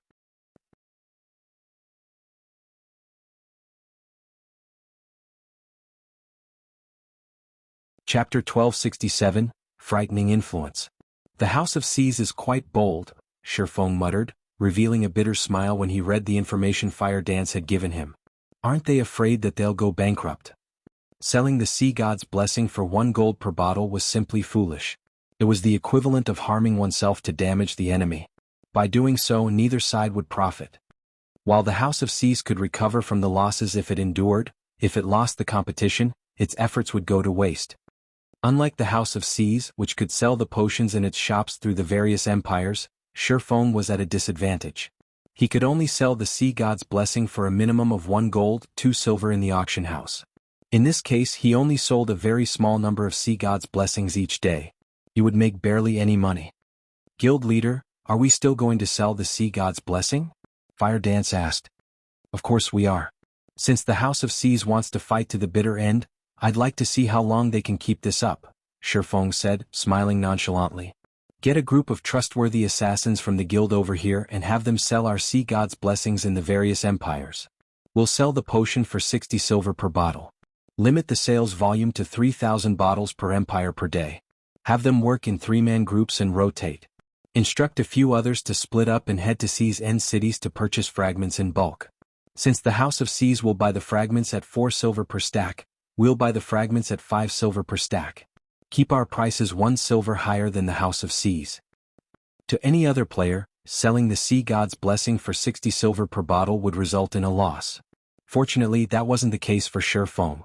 If he purchased runic fragments at 5 silver per stack, it would only cost him 12 silver, 50 copper for each bottle of sea god's blessing. By selling the potions at 60 silver per bottle, he didn't get as much profit. Even so, profit was profit. The House of Seas could only blame itself for picking a fight with the wrong player. "Understood." Fire Dance smiled. Had the House of Seas chosen to challenge them properly, both sides would have made a profit. Now, however, the House of Seas had shot itself in the leg. Following which, Fire Dance contacted the guild's elite assassins and had them hurry to Stormwind Town. Meanwhile, Shi Feng brought 4,000 bottles of Sea God's Blessing back to White River City. He planned to store them in the guild warehouse and let the guild's core members trade GCP for the potions. At the same time, he intended to search for Dragon's Blood. Dragon's Blood was also known as Draconic Herb. It was extremely rare. Even if one scoured Sea's End, they wouldn't find it. Normally, it was a treasure that only bloomed in kingdoms and empires that produced herbs. To obtain the herb, a player needed luck. Even Shi Feng would have a hard time finding the herb. Hence, he would rely on the candlelight trading firm to purchase it for a high price. Otherwise, he'd never move to the next part of the quest chain. White River City's teleportation hall. As soon as Shi Feng returned using the return scroll, he discovered a flood of players teleporting into the city. There were at least twice as many players than before. Among them, there were members of large guilds belonging to other kingdoms and empires. He easily counted members of 14 first-rate guilds in the teleportation hall. There were also a large group of Battle Wolves members. For a moment, Shi Feng wondered if he had mistakenly teleported to the Beast Empire's capital. What's going on? Shi Feng was surprised as he observed the teleportation hall. Before Shi Feng could figure out what was happening, he heard players discussing the candlelight auction. There sure are a lot of people going to the candlelight auction this time. No kidding. Not only will the auction offer slots to enter the holy city of Titan, but they're also selling bronze mounts and personal houses. The popularity of the holy city slots goes without saying. And every player wants a personal house. Not only can you train in a high mana density environment, but you can also take advantage of the NPC shops selling rare items. It'd be so convenient to travel to and from Stone Forest Town and the nearby leveling maps. That's right. Aside from large guilds, plenty of famous adventurer teams have come to participate in the auction. I have heard that they are all here to get one of Stone Forest Town's personal houses. It's a pity that the starting bid for the houses is 300 gold. I would have tried to buy one for myself if it were cheaper. That's already considerably cheap. Stone Forest Town is the #1 player town throughout Starmoon Kingdom and the neighboring kingdoms. Practically every player in the teleportation hall chatted about the candlelight auction and Stone Forest Town. When they talked about Stone Forest Town, they wore yearning expressions. As Stone Forest Town becomes so popular? Shurfeng was slightly surprised. While he acknowledged that Stone Forest Town was a valuable location, he hadn't thought that it would attract so many players from other kingdoms and empires. After all, Stone Forest Town's location was gradually growing less profitable. By the time mainstream players were over level 50, the town would lose its competitive edge. The only advantage the town would have at that time would be its mana density and the NPC shop's rare items. White River City, Candlelight Trading Firm. Players crowded the 7-story tall building's entrance. Originally, only players with 10 gold or more could enter the shop. However, due to the high number of participants, the trading firm had been forced to raise the requirement to 100 gold. Even then, the designated auction venue, which could accommodate 10,000 people, was full to the brim. Even the VIP rooms were not enough. Originally, only those carrying over 2,000 gold qualified to use the VIP rooms. Now, only those with 10,000 gold or those from superpowers could use the rooms. Most first-rate guilds didn't have 10,000 gold lying around, yet the 30 VIP rooms were occupied. The candlelight auction was more popular than anyone had expected. Melancholic Smile, the auction's host, was stupefied. She found it truly hard to imagine that a mere auction held by a player-operated shop could attract so many superpowers and famous adventurer teams. Melancholic Smile wasn't the only one surprised. Even the various powers that had come to attend the auction were shocked to discover so many competitors. Normally, only superpowers auctions attracted so much attention, yet an upstart guild had achieved the same results. Moreover, these powers had all come of their own volition. None of them had been invited. Meanwhile, in a VIP room on the 2nd floor. Guild leader, I've already checked. 7 super guilds and super first-rate guilds are in attendance. Practically every first-rate guild from the neighboring kingdoms and empires are here as well, Purple Eye reported to Galaxy Past. There really is no competing with Zero Wing. Galaxy Past smiled bitterly as he watched the sea of players in the first-floor hall. Only after many years had Galaxy Past developed the Star Alliance into a first-rate guild. However, if the Star Alliance held an auction right now, they'd be lucky if even 5 or 6 first-rate guilds attended. In contrast, Zero Wing had only begun its development after God's Domain launched, yet it had surpassed his many years of effort. Galaxy Past had to admit that the comparison was odious. What kind of reaction will Singular Burial have if he finds out about this? Galaxy Past muttered. Some time ago, Heaven's Burial had announced that it would hold an auction at the same time as the Candlelight Trading Firm. However, Heaven's Burial had become a laughingstock.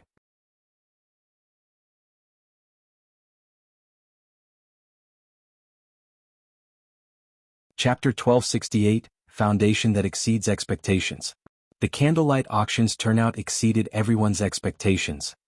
As everyone waited quietly for the auction to begin, a stalwart-looking man seated in a second-floor VIP room and carrying a great sword across his back exclaimed, "Boss Sirius, the candlelight trading firm is awesome. Despite this being its first auction, it can already compete with the dark auction." Indeed. Although the candlelight auction is no match for the dark auction, in terms of the number of major powers participating in this auction, I'm afraid that it is already nearing the level of Super Guild's auctions. Sirius, who sat beside the stalwart man, nodded. He too was surprised. After his defeat against Shurfeng in the Dark Arena, he had investigated Zero Wing thoroughly. However, while he knew that Zero Wing's overall strength could rival that of a first-rate guild, he had never imagined that the guild would be this powerful. From the moment he had set foot in White River City, practically every one of his expectations had been surpassed. Whether it was the business district or the standards of the players in the city, White River City was superior to many kingdoms' capital cities. In God's domain, a guild's capabilities weren't determined by its strength alone. The status of its main city was also important. Oftentimes, the prosperity of a city determined the development of a guild. Currently, White River City's prosperity was not one bit inferior to Starmoon City.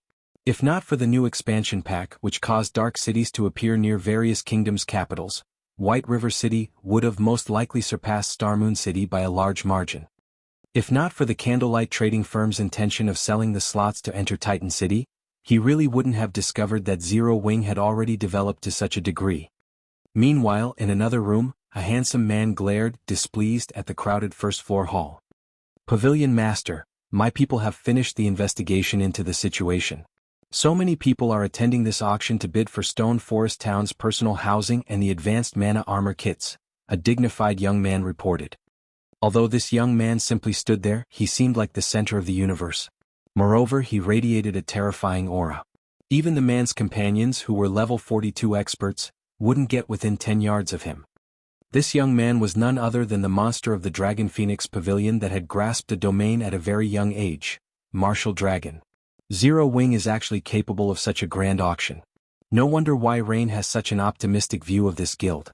It's a pity that even after attracting so many customers with the Holy City slots, Zero Wing only has such pitiful items to sell.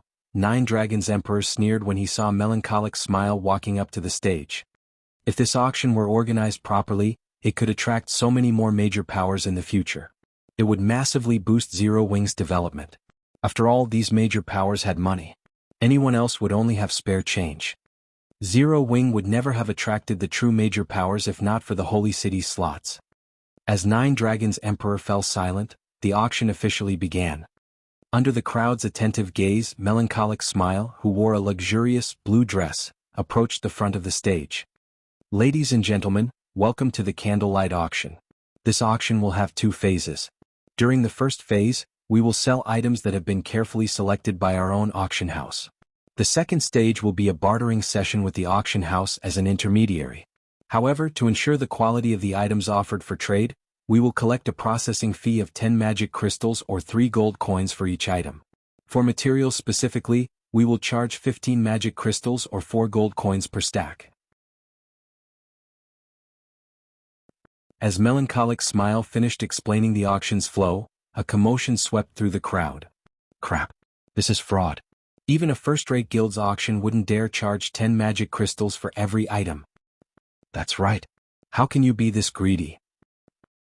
Players in the first floor hall shouted their indignation. Although many of the major powers present had attended the dark auction before and knew about these bartering sessions, Candlelight's high price was ludicrous. The dark auction only dared to charge a high price because it was the best auction throughout God's domain. Only extraordinary existences were invited. Ah, Zero Wing sure is interesting. Nine Dragons Emperor could not help but laugh when he heard Melancholic Smile's explanation. However, this is a good opportunity to earn some money from the major powers. After all, a few of the superpowers here have come to bid for the Holy City slots. Whether it is the adventurer teams, independent players, or guilds, none would miss such a golden opportunity to trade high-value items. Such a shameful behavior would earn the various major powers' ire. Needless to say, the Candlelight auction wouldn't happen again. Even Phoenix Rain's reputation in the Dragon Phoenix Pavilion would be soiled for supporting Zero Wing. Just what is Black Flame thinking? Yuan Chexin stared at Melancholic Smile in confusion. Is he so desperate for money that he's willing to abandon his reputation? The first auction was always the most important. Asking for such an unreasonable price would only incur the wrath of the various major powers. None of these powers would likely visit the auction house in the future. Purple Jade, who sat beside Yuan Chexin, was also confused. Based on her understanding of Black Flame, he wouldn't make such a newbie mistake. Meanwhile, as Melancholic Smile saw the attendees' reactions, she revealed an expression that seemed to say, as expected. Originally, she had planned to set the processing fees at 1 magic crystal or 30 silver coins per item. This way they could more or less guarantee the quality of the items while avoiding such a negative reaction. After all, the candlelight auction was relatively small compared to something like the dark auction. Players weren't likely to offer high-quality items for trade. The candlelight auction had only attracted so many superpowers and first-rate guilds due to the Holy City's slots. Yet, Shifeng had insisted on increasing the price. It was obvious he was treating the various attendees like fools. However, now that things had already developed to this point, Melancholic Smile could only endure the complaints while starting the auction. We will now begin the auction. The first item we are offering is a magic whale skin. Melancholic Smile said as she gestured to the semi-transparent screen above the stage. The screen displayed an image of the magic whale skin as well as its attribute panel. Suddenly the venue fell silent. What? Everyone was stunned after reading the item's introduction. The various major powers, particularly the superpowers, had already begun to develop their naval forces. Hence, they understood just how important ships were and were madly investing manpower and resources into obtaining high-ranking ships. These major powers wanted to upgrade their high-ranking ships to ease the fights against sea monsters. These organizations were even purchasing bronze rank strengthening items at astronomical prices. However, such strengthening items were extremely rare, no less than the high-ranking ships themselves. Even if one obtained such an item, they'd refuse to sell it. After all, if one could strengthen their own ships, their power at sea would increase by a large margin. Yet, the Candlelight Trading Firm was actually auctioning off a dark gold ranked strengthening item. You're tuning in to the Han Li's Wuxia Adventures YouTube channel. We're so grateful for your support, and don't forget to subscribe to join us on this incredible journey through captivating stories. Your generosity through donations truly makes a world of difference, as it's the primary source of revenue that allows me to expand and enhance this channel for you. Thank you from the bottom of my heart for being a part of this adventure.